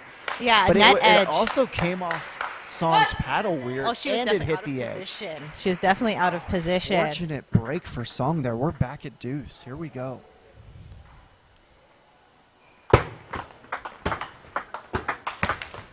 Very good play by Great Moiland. rally. Great rally. Let's watch it again. Watch this reaction by Moiland. Oh, that's a beautiful forehand right there. And it's points like those that show that Moiland is 2,500, that she has that composure, she can pull off these points. And the 5th match point for Sally Moiland. Oh, great decision by Song. I thought she was going to banana flick it. Let's watch it again. Watch Moiland's reaction. She thought she's flicking, and when she dropped it, it caught Moiland off guard. I think Hannah Song went in there and looked like she made that motion. Yeah, from up here, I thought she was flicking. So did Moiland, and then she decided to drop it short. Great decision by Song. Back at deuce, 17 all. Oh, great flick. It's Song going to the backhand serve now, and it did not pay off because it was high and it was a floater. Yeah, sometimes you want to change it up, but it's tough sometimes. And now 5th match point for Sally Moiland. I would be looking for a forehand rally. And she got what could have been helpful. And watch the quick cut. Relatively quick. See, she cut that ball. Created a lot of backspin. She didn't just stick her racket out there and just float the ball over. She was decisive. And it is 18 all.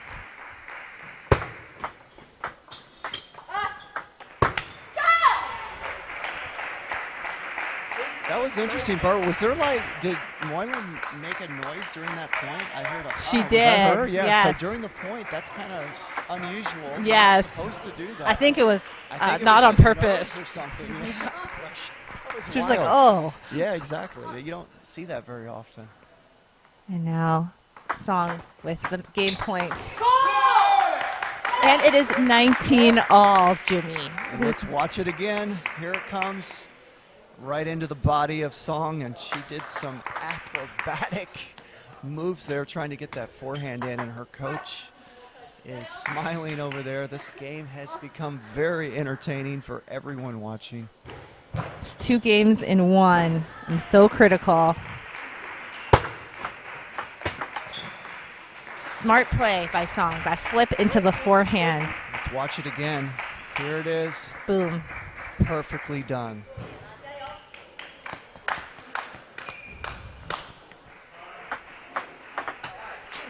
$20-19. We're back to the old days, Barbara, when games were to 21. And we're at 20 all. It's 20 all. That's incredible. I did play in those old-time 20-point games, 21-point games. Remember, both players have used their timeouts. There's nothing left. They used them earlier this game, which feels like another game ago. So back in the 1990s, we played to 21 points, and so that's what Barbara and I are talking about right now. For some of you newer viewers, we used to play to 21, and here we go. It's 20 all.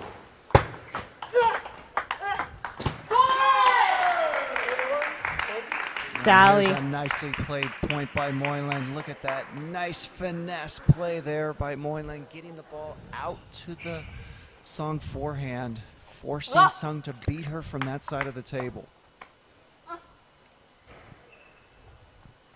6th match point.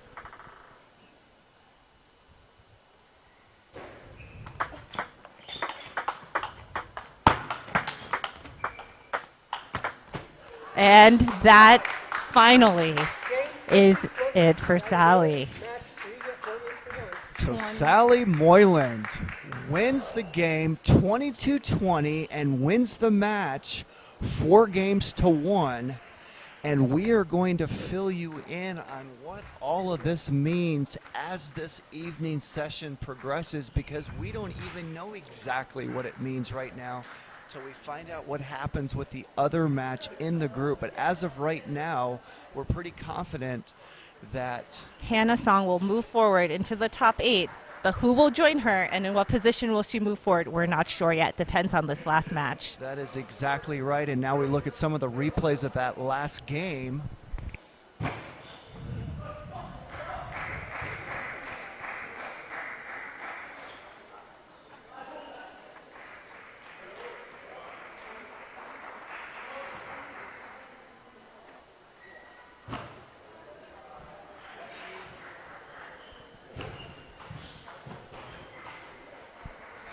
So for everyone that has just joined us, welcome to the U.S. Olympic Team Trials in West Monroe, Louisiana, where we just watched Sally Moiland defeat Hannah Song 4 games to 1, winning the last game 22-20. I'll repeat that.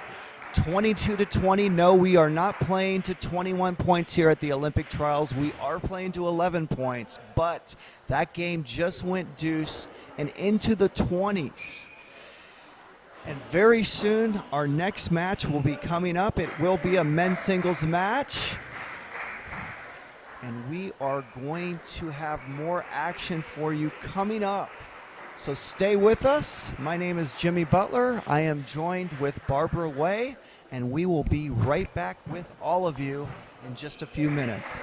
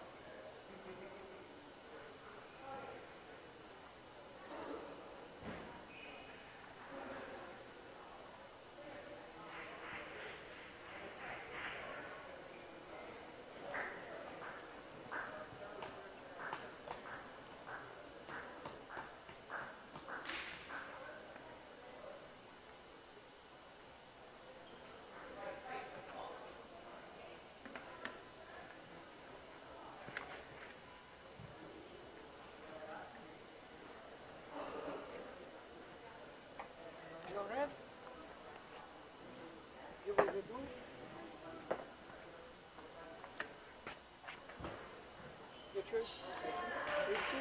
This side. Okay, so you serve on this side. Yeah, I serve. Please receive.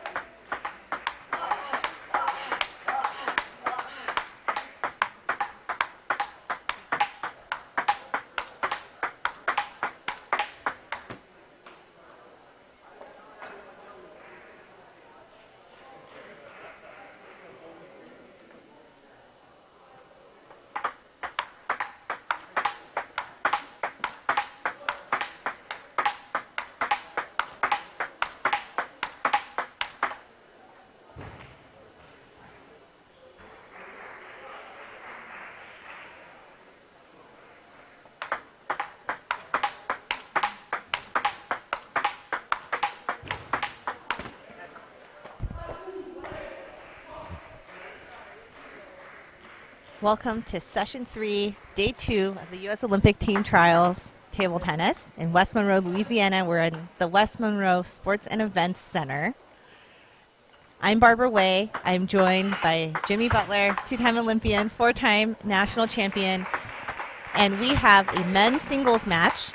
And this is Group 1, Ved Seth and Dan Liu. And basically the winner of this match moves on and joins Kanak. That is absolutely correct, Barbara, and it is great to be with you here tonight in this third session of the day.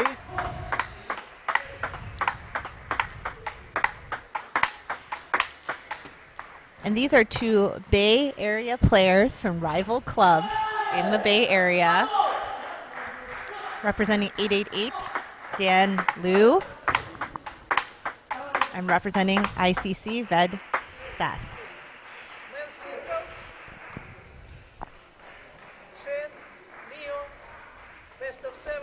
And here is the match to keep your Olympic dream alive. The winner moves on into the final 8. Loser goes home and finishes their Olympic trials experience. You know, an interesting little fact about this match, Barbara, I actually had to pause and dig into the ratings and look several times thinking I made a mistake. Guess what their ratings are? Well, let's start with Ved Seth. He's 2606. Well, tell me, Barbara, guess what Dan Liu's rating is? Is it also 2606? It is, and that threw me off, and I thought I had the wrong rating for the wrong guy, and they both said 2606. And that is reality. So you have the exact same rating, and that doesn't happen often, so that's kind of a fun little fact for this match. You got two guys with the exact same rating. So, with that being said... Drama already.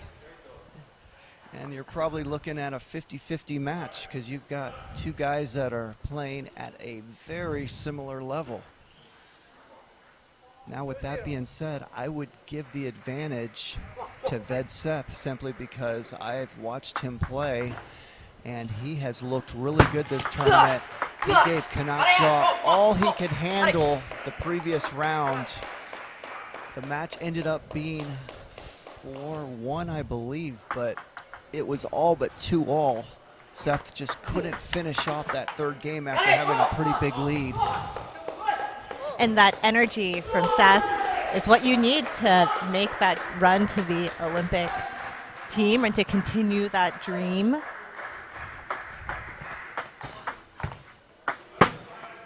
I've seen Dan Liu play a little bit timid a little bit quiet throughout the day, but this is the match. Winner moves forward and loser goes home. Well, here's an interesting little Oh, tidbit that I was about to say before the umpire actually faulted him. Is that same umpire faulted Seth earlier so many times, and it was one of the biggest drama matches we've ever seen against Gombos, and Gombos was complaining about the Seth serve, so Seth had to start serving backhands all the time. but And here he served it backhand. and now he got faulted on his backhand. That's new. And that's so And if difficult he- mentally. If he starts getting faulted on his backhand, he has no serves left. I know, and what an Because- incredible His back- effort. His backhand serve's not nearly as good as his forehand, and now they're taking that away too. And I'm not laughing at him. I'm just saying it's almost becoming comic. That poor Ved Seth can't even find a serve without getting faulted out there. He's the only player we've seen have that problem this whole tournament. Yes, and it's that same umpire, like you said from earlier, and argument going down kind of off screen between the coach of Ved Seth and the head referee. So they've got the head referee now in the corner of this match talking to the coach of Seth, and so there's already some drama going on once again with Ved Seth and the serve. And it takes quite the athlete to get that out of your head.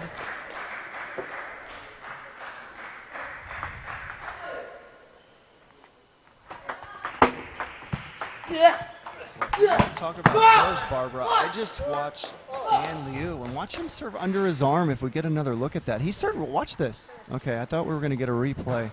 He Next just time. served that ball under his arm. So if I'm Seth and I'm looking at Dan Liu serve under his arm, I'm thinking, wait a second, why is everyone picking on me? Yes, and that is critically an important part of table tennis, because this kind of drama happens quite frequently, honestly. Oh my God, he's faulting him again. This is amazing. Okay, let's watch this. I don't know what he's doing wrong, so I would have to hear what the umpire's calling him on. But Yes. what's interesting was that same umpire did not call his backhand serve previously, but called his forehand serves. Now he's going to the forehand serve that he was getting faulted on like crazy previously. So this is so interesting. Oh, And he is playing very well, though. His Ved Seth's energy and power.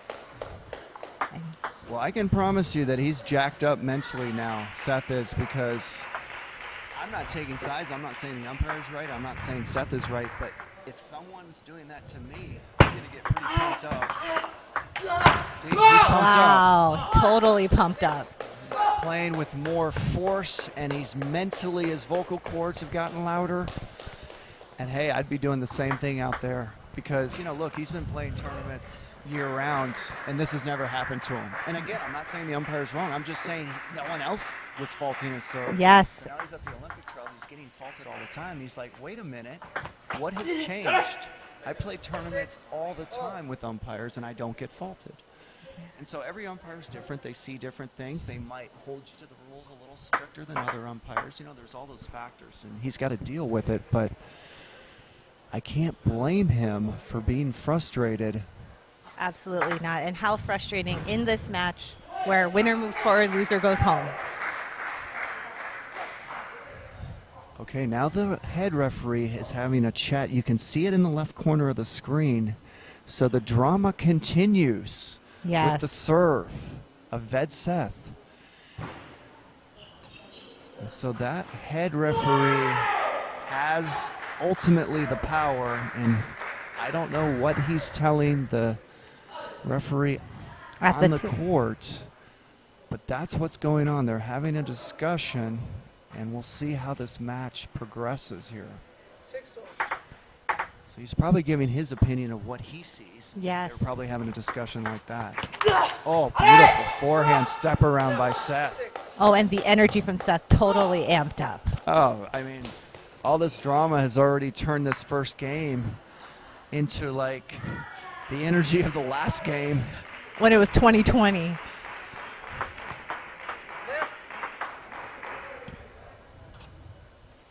Stakes are high. You got to fight for it.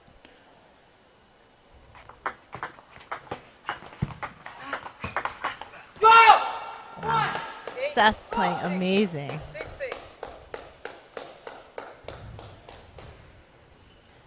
6-8. So much power, still super amped up.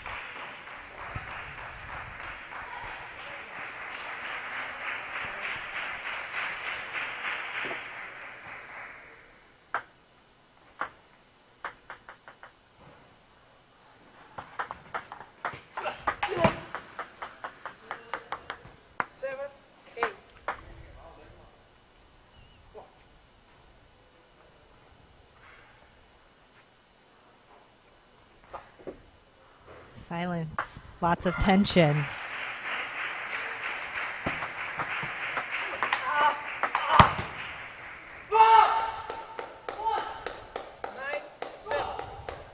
Let's watch the backhand to backhand play, and that's a beautiful backhand by Seth.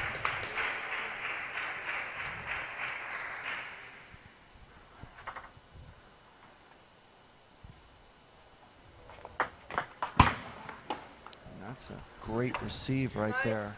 From Dan Liu. Watch that half-long serve. Yeah, and it's a bad serve. And, you know, how much pressure does Seth feel right now just to get the serve on the table without a fault? So if you think that's not affecting your serve, well, I can promise you it is. And it is 9-9. Couldn't be closer.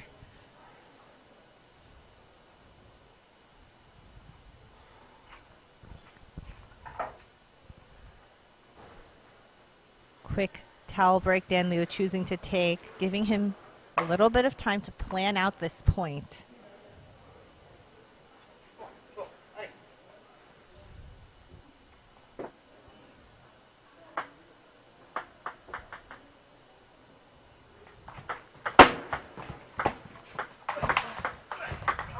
Oh, great Wow, shot. chop block. Oh, what a rally. That was the rally of the game. Let's watch that again. Unbelievable rally.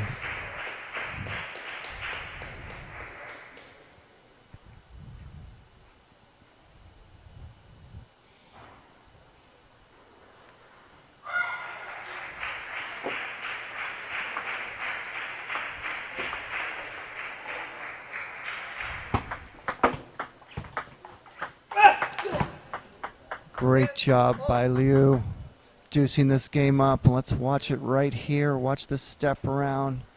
Nice opening into the forehand of Seth.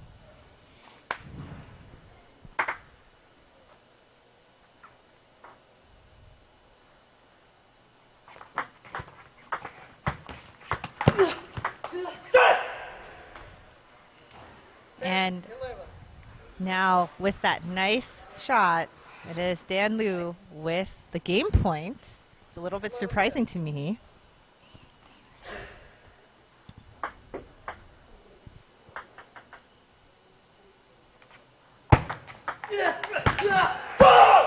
And Liu wins the first game 12-10 and leads this match 1-0.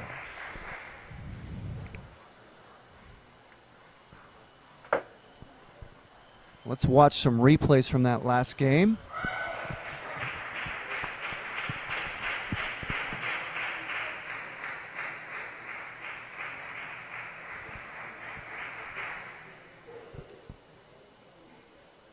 There was that great long rally, and that was the end of that rally right there.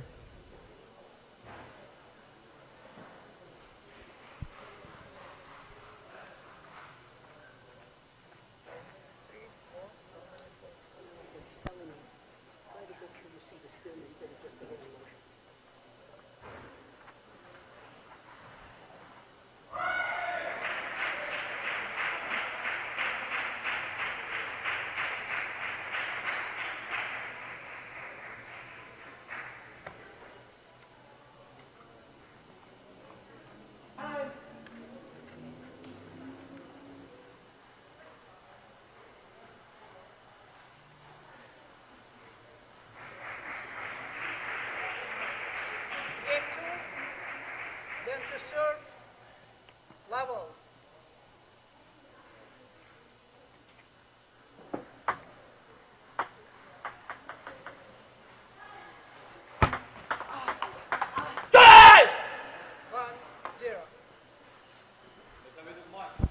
And this game has the emotions going right away to start this second game, as the winner will advance to the next round starting tomorrow, and the loser will be done.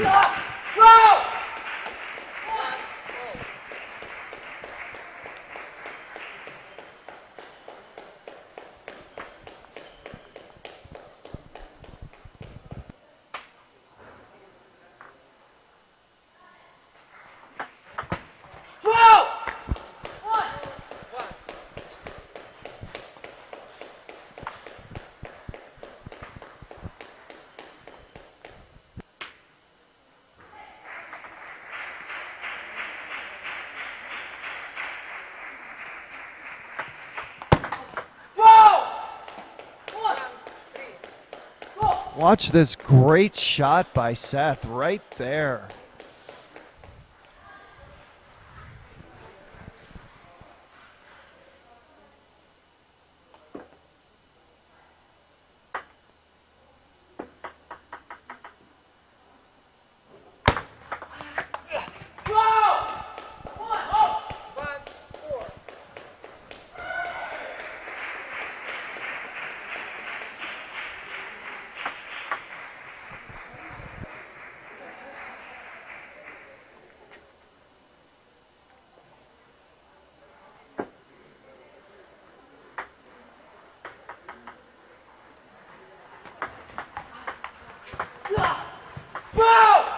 And right now, Seth in a great rhythm coming out this second game and just coming up with all the right shots.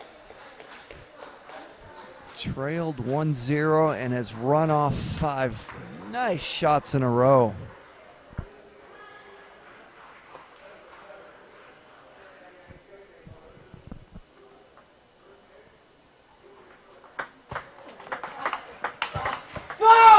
And the rhythm continues. Look at that speed and force on that ball.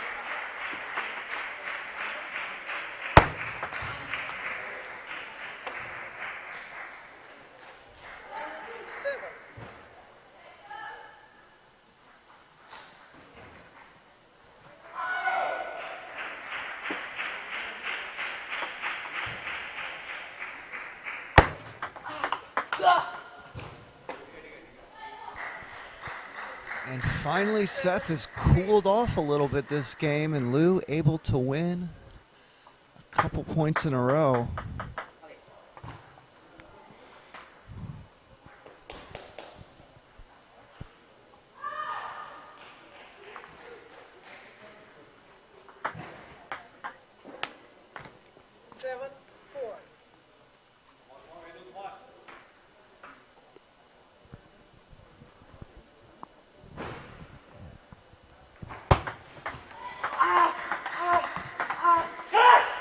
And great job by Liu, hanging around this game. It looked like it was over just a few moments ago, down 7-1, and he has all of a sudden strung together 4 straight points.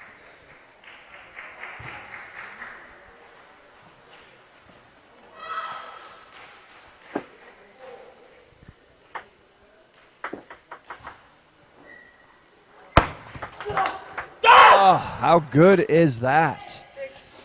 Watch this great receive.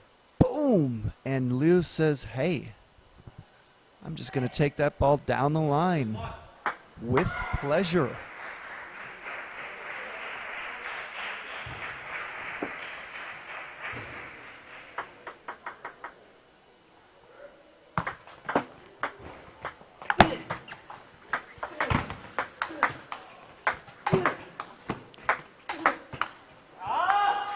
And there's a nice rally.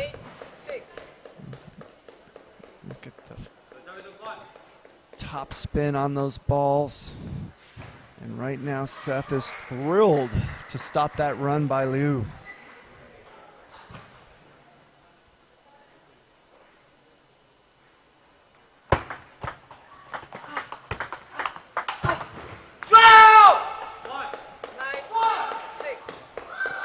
Watch this backhand, forehand combo.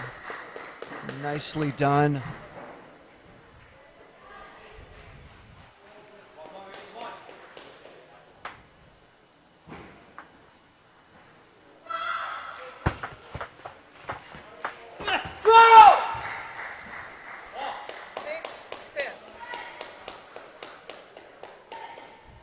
Well, it's not often that you see players push a deep push short, and that's exactly what Seth just did there, and that's what threw off Liu.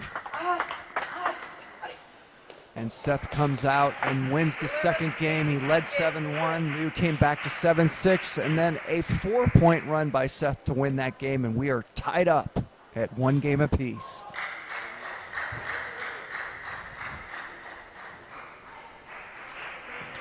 Now let's look at a few replays of that last game.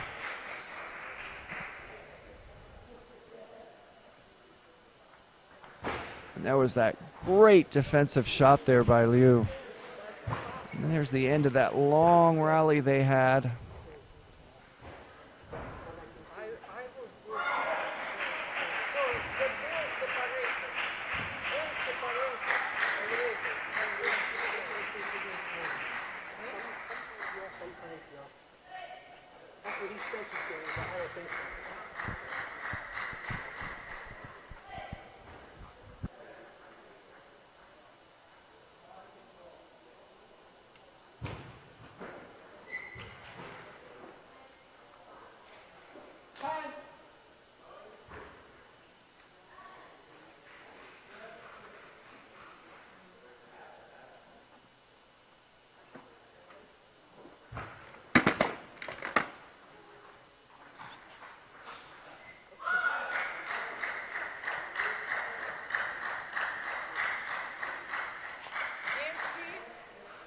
Ved to serve, level.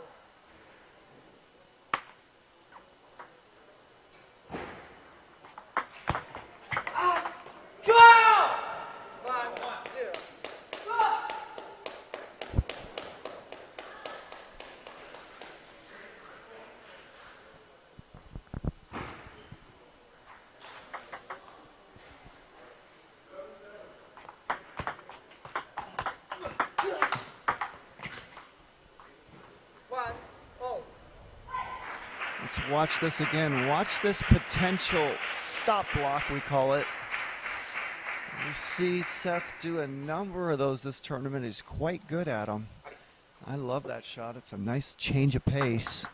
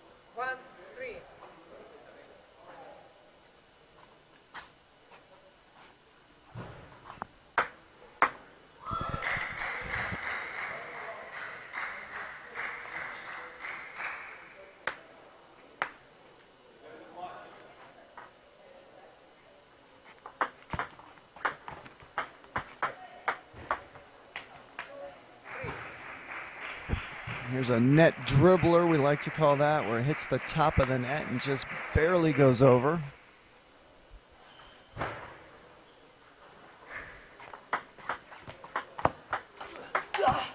Oh, and there's another one. Let's watch that again.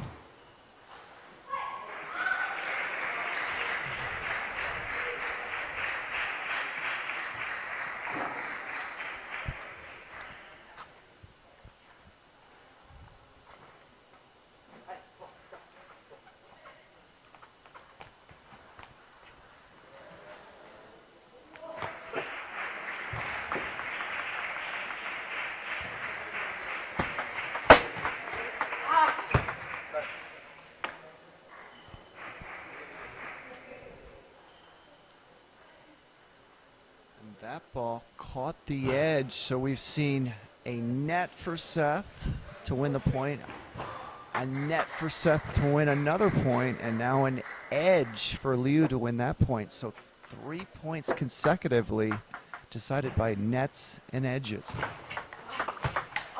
Oh, what a great reaction there by Seth. That ball went, watch this right here. Liu goes into his body and he's able to transfer his weight to his left, get his waist in, and get a beautiful swing with that forehand technique.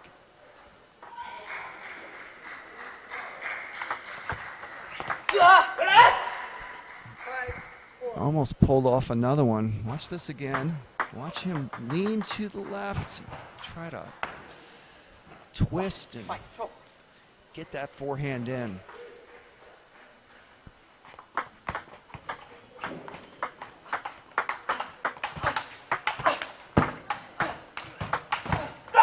And a great rally by both athletes.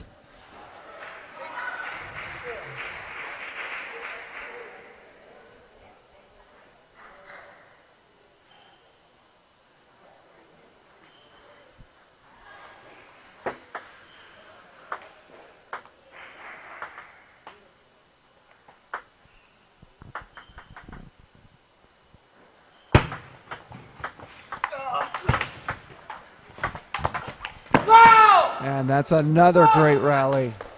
Let's watch that again.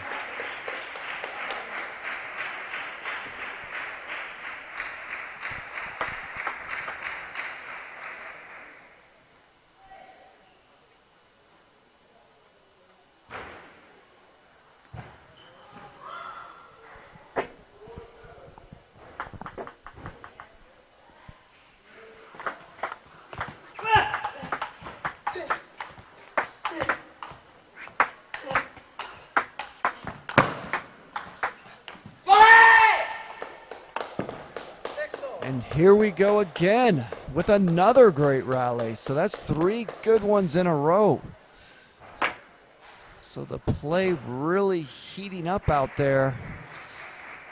Both athletes finding their rhythm, getting used to each other. And as you see that happen in matches, the rallies tend to improve.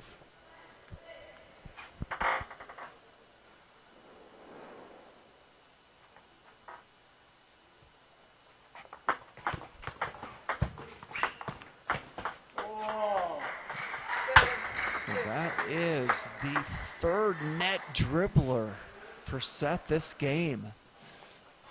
So we've got 3 net dribblers for Seth and an edge for Liu this game. And now Seth leads 7-6.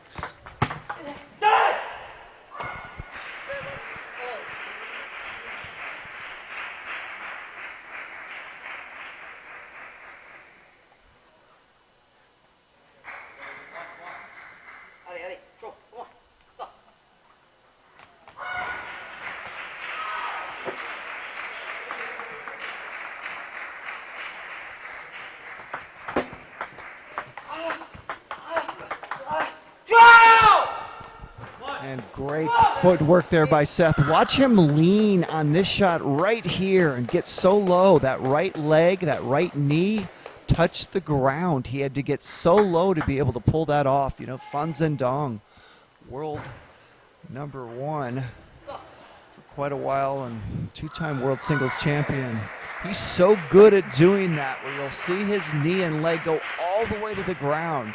That time we saw Seth make one of those great shots.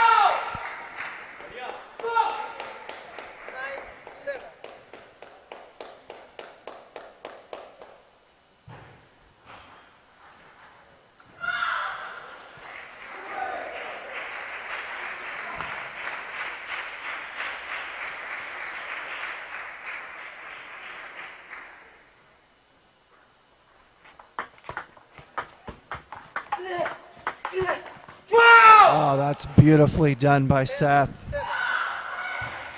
Watch the nice forehand and then a great backhand to finish that point off, and now he leads 10-7.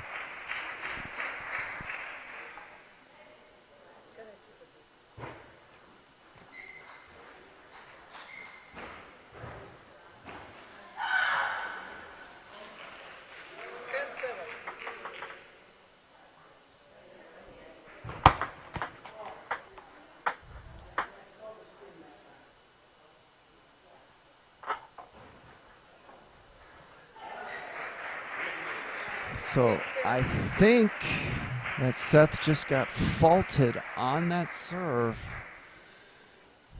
And he did. And now he still leads 10-8.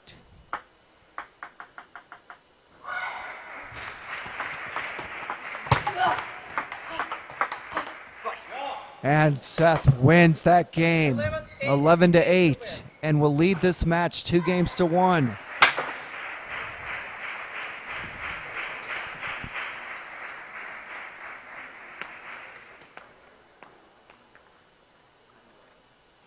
Let's look at a few replays that last game. And there's one of those net dribblers. He got 3 of them that game.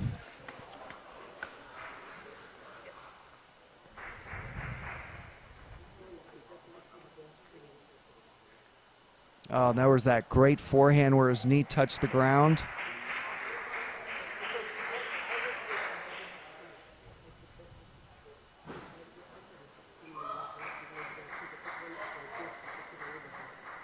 That's a nice looking backhand Seth has. Gets a lot of force, speed on it. Really drives the ball forward so well.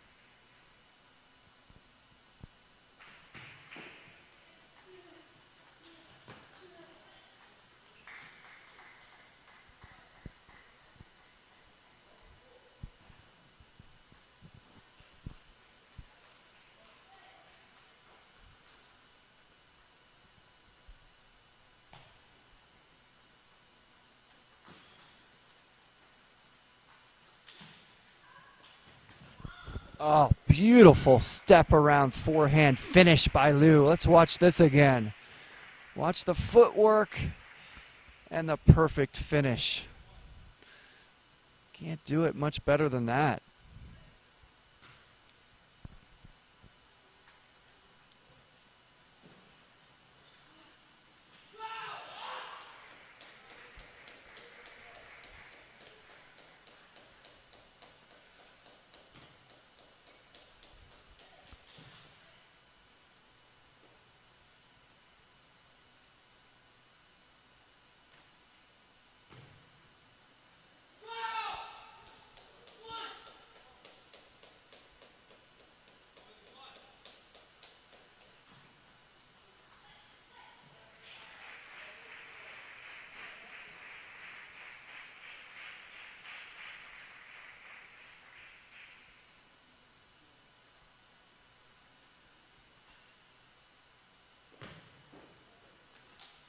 Oh, great defense by Seth. Watch this reaction by Seth. And that, ladies and gentlemen, is why you don't want to play those finishing shots into the racket of your opponent. You want to try to go into their body.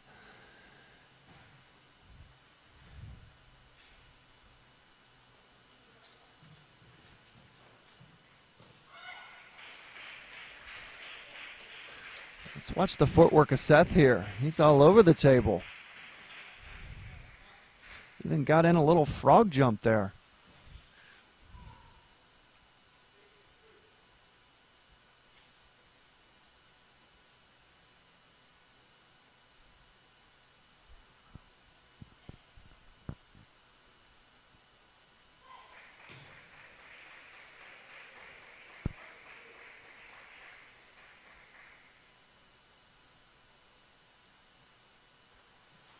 Oh, that's too good.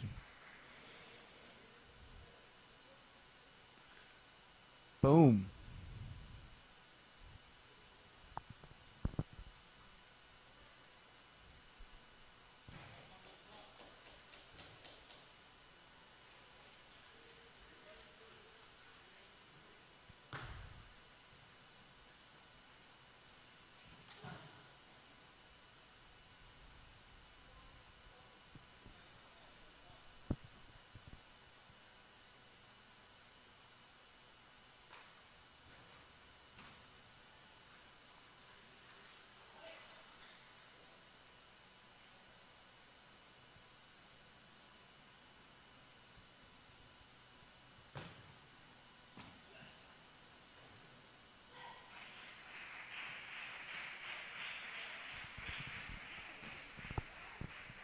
There was a little chess match that point.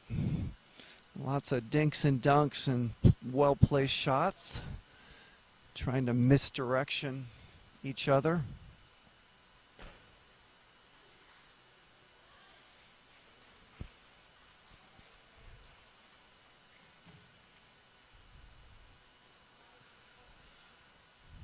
Well, Seth had the right idea on that receive. He stepped around and was in a perfect position, but that was a good example of overplaying the shot because he missed it completely. And to miss the ball completely, 9 out of 10 times you overplayed it.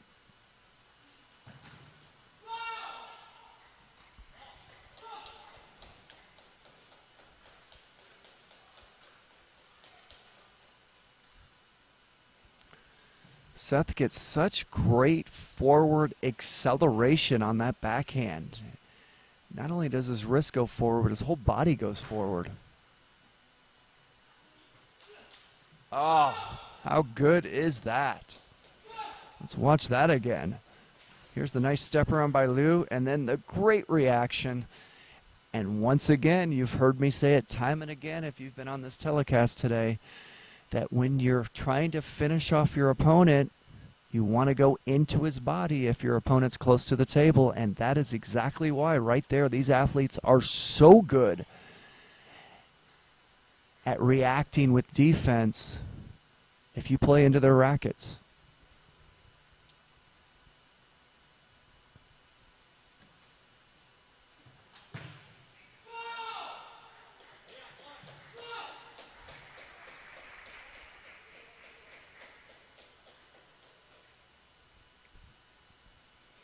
And we've got a timeout by Liu.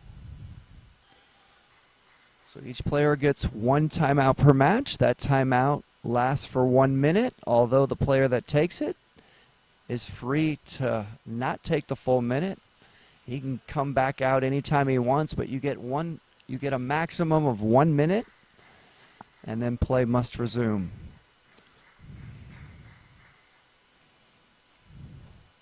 Now we look at some replays from that last game, and there's that great defensive shot there by Seth.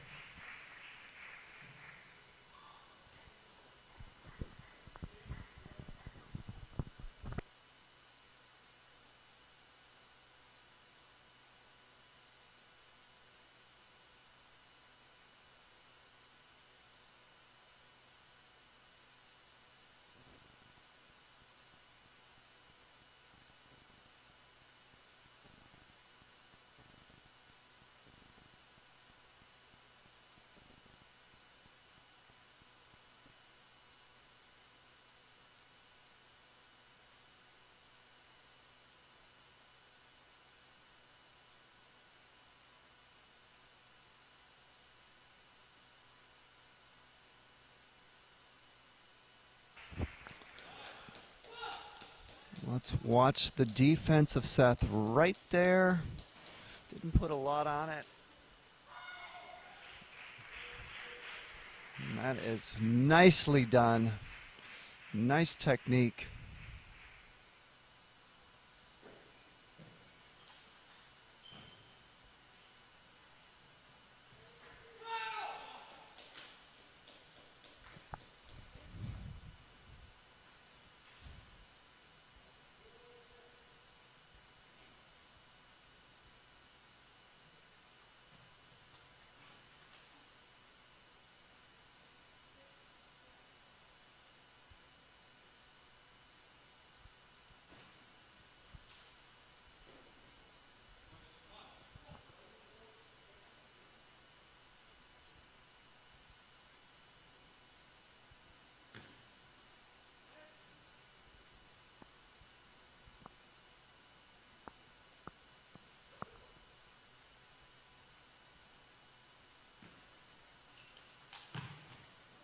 Oh, and there's a net dribbler to win that game, and Seth will now take a 3-1 game lead, and there's another look at that net dribbler.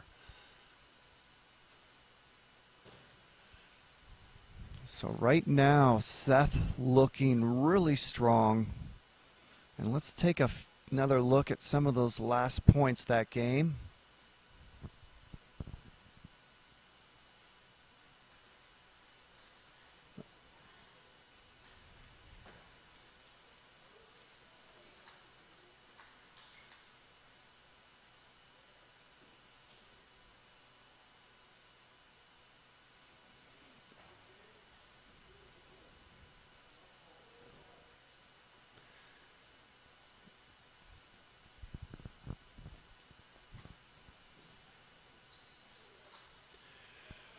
So this match not over, but Seth leading 3-1, and we were talking about it before this match started. Both players have a USA Table Tennis rating of 2606, but from what I saw this tournament and from the results coming into this tournament, Seth definitely has the upper hand as far as results and level of late, and that's the way this match has gone so far.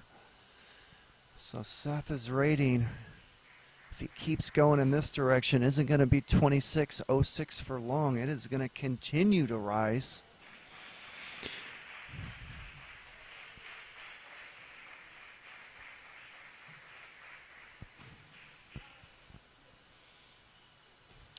And Ved Seth played Kanak Jha, the #1 seed in this tournament. And before his suspension, Kanak Jha had a ranking of world number 18, and Seth gave Jha all he could handle. It was an extremely close match. And from what I saw, it should have been 2-all, but Seth was unable to hold a pretty sizable lead in the third game, and then Jha ended up running away from it from there. But Seth played really well. And now continues to play well in this match, but still work to be done. This match is far from over.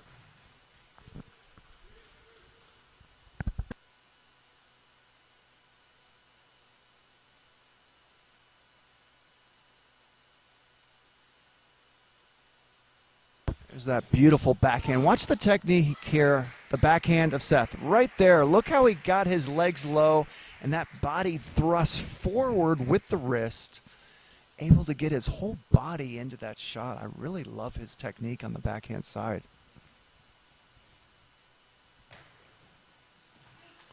Oh, that's just too good by Liu. Let's watch that again. Watch the nice backhand by Seth, and Liu just steps around and drills it to the wide forehand of Seth.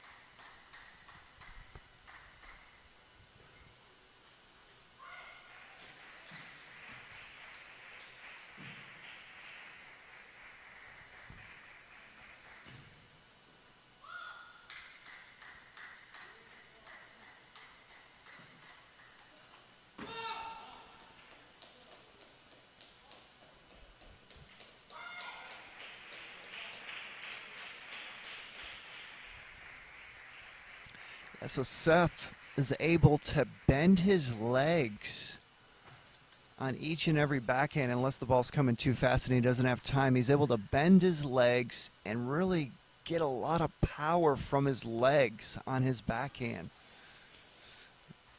Not everyone's able to do that, but he does it really well. Most athletes are really good with their wrist, and you can generate a lot of spin and speed with just your wrist. But Seth is not only good with the wrist, but he's able to get his legs into his backhand loops.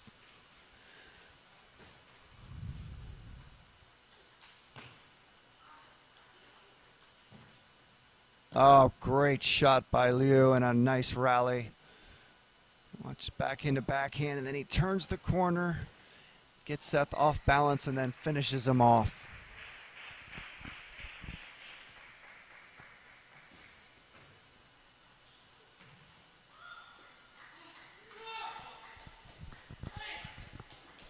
watch the backhand of the legs of Seth right here. See how he bends down, thrust that body forward.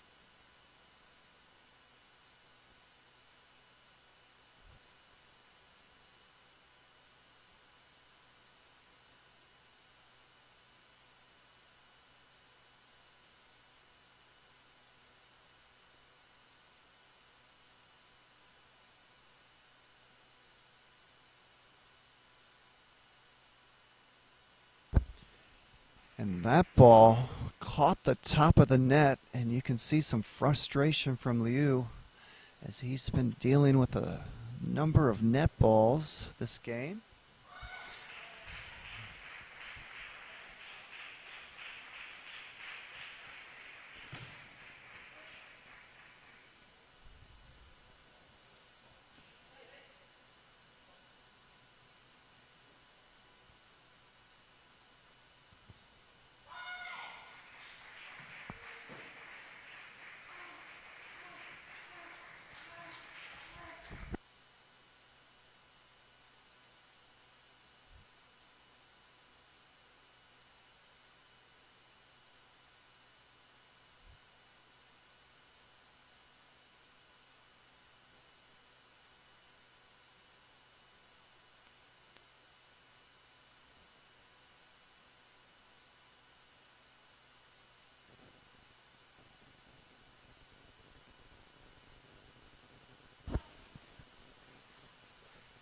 Great job by Liu, winning those last 2 points and getting himself back into this game.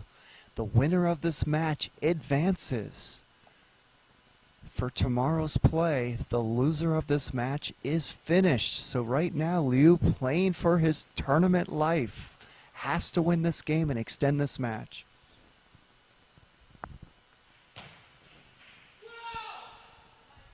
And what a great time to come up with a great serve, and that's exactly what Seth just did right there.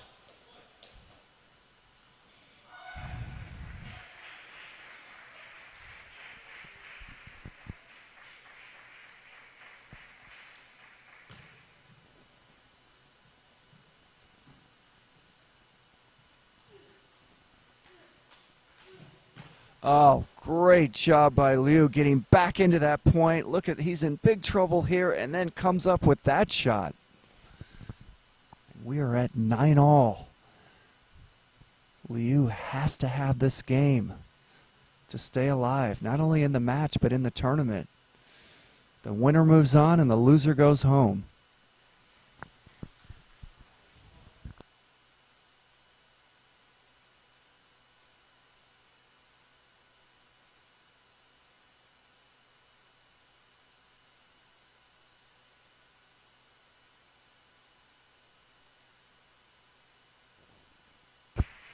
And Liu now will have a game point. He was trailing 8-6. And has won 4 out of the last 5 points.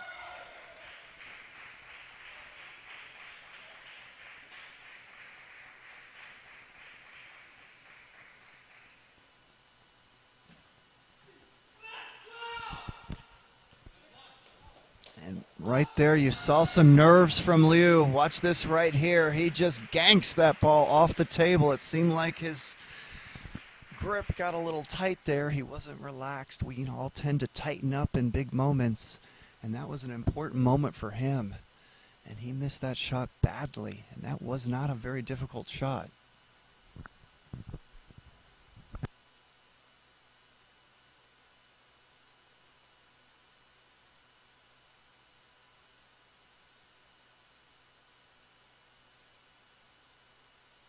And a great rally there.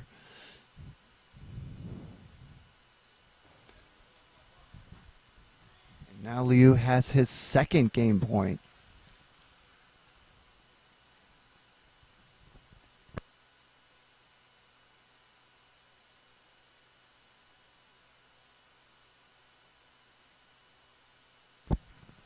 And Liu hits the edge of the table and wins the game and stays alive this match and stays alive in the tournament. As Seth will still lead this match 3-2.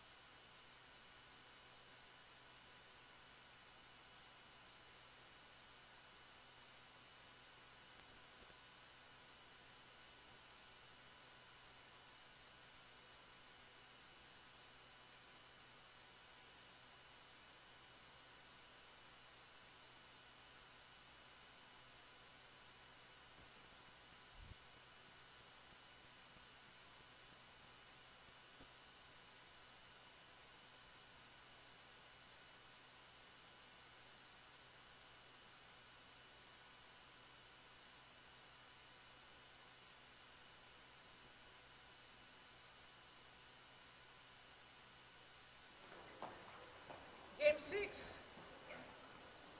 Then to serve. Level. Hey, hey. Oh, oh.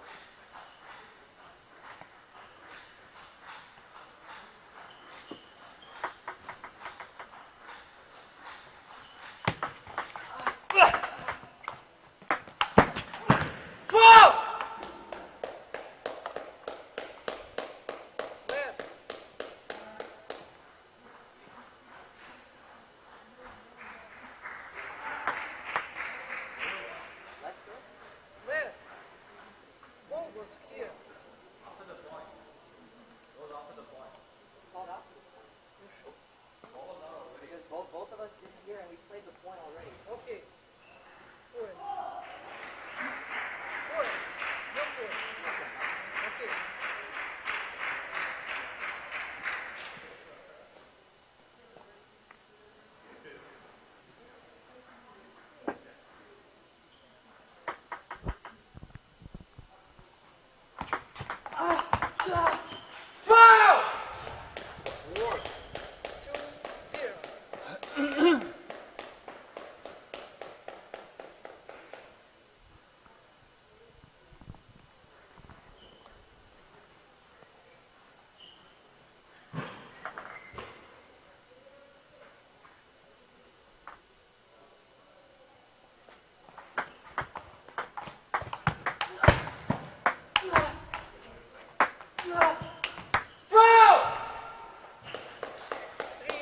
And a nice start by Seth.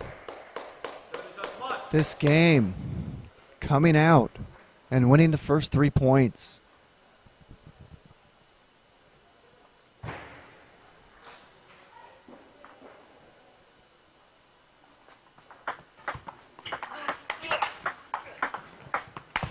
Oh, great play and a great defensive shot there right at the end. Watch this shot right there. Kind of a mini stop block. Changed the pace of the ball. That's what caused Liu to miss that.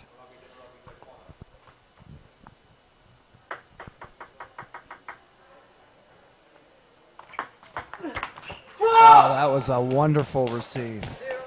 Watch Seth step around and get force on this shot. Look at that.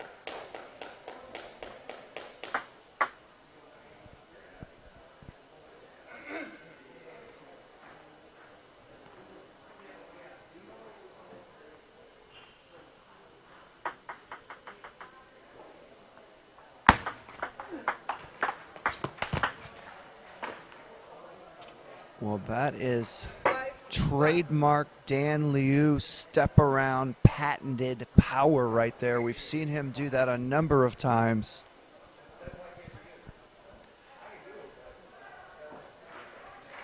Anytime you watch Liu play a match, you're going to see him execute that kind of shot more than once throughout the match. He's so good at that.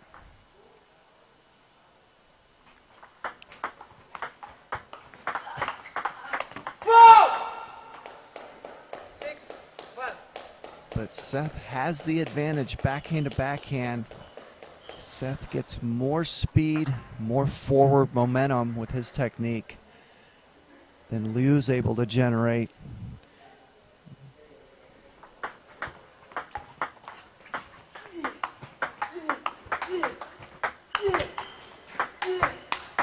Oh, how good is that?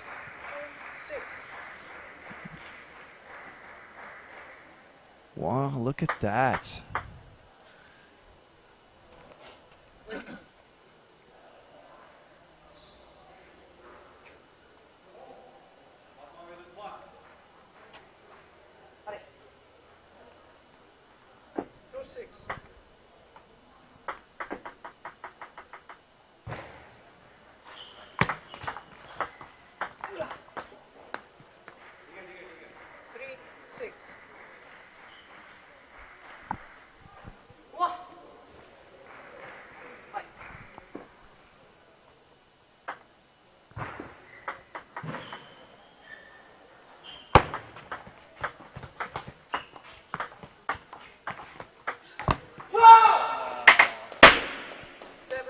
And that's an unforced error there that Liu is not happy about. He had everything he wanted, but went for too much. If he backs off, that ball goes on the table.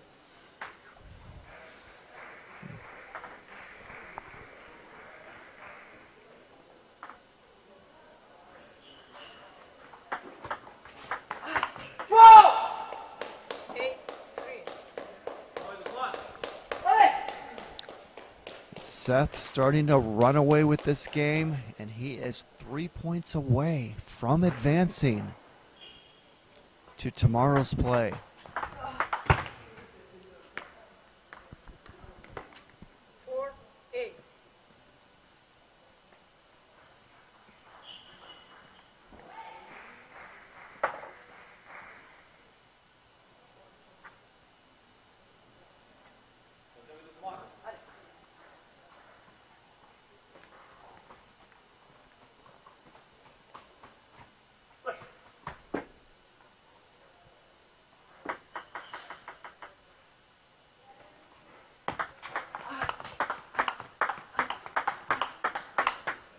Oh, what a great point.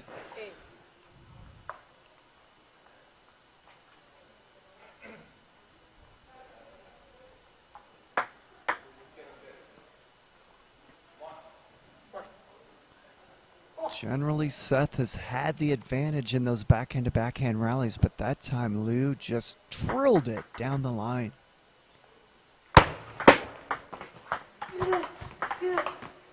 Well, that was a great point by Seth, and it all started with the receive. Watch that right there.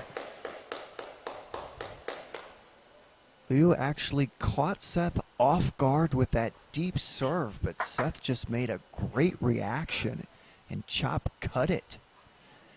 Kept himself alive and then won the point.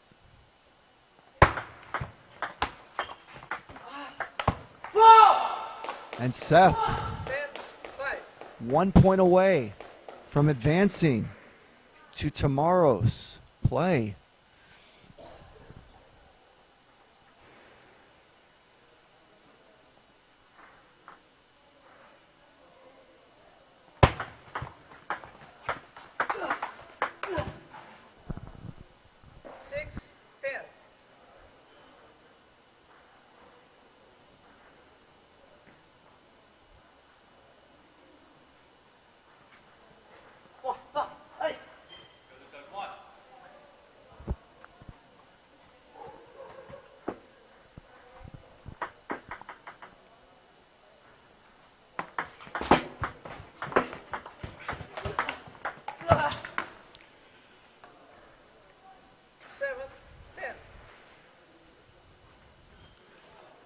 So, Seth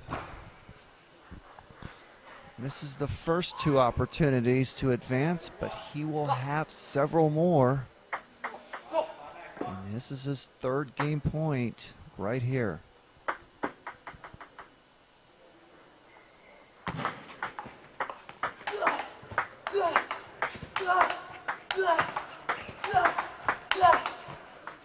And that'll do it. Ved Seth wins the match 4-2 and will advance to tomorrow's play into the final 8.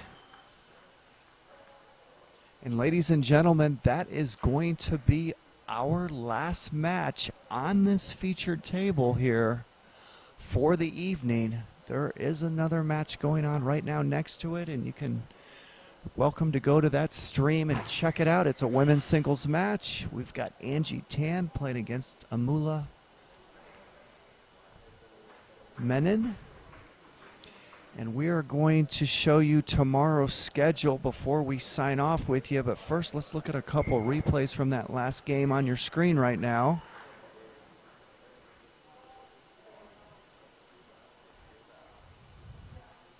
So what a day of great action. We've seen all kinds of upsets, especially on the women's side.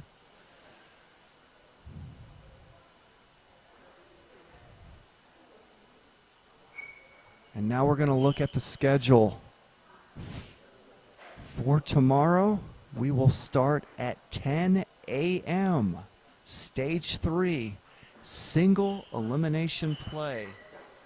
And we've got first match, Kanak Jha against Xiangjing Zheng. At 10:45 a.m. we will have Kai Zheng against Nandan Naresh. Then at 11:30 a.m. Angela Guan will face Rachel Sung. And then 12:15 p.m. we have Amy Wong versus Hannah Song. So those are the first 4 matches starting tomorrow at 10 a.m. And we are now down to the final 8 of the men's and women's singles. Thank you everyone for joining us today. It was great having you all here with us. My name is Jimmy Butler, and we hope to see you all tomorrow at 10 a.m. Goodbye.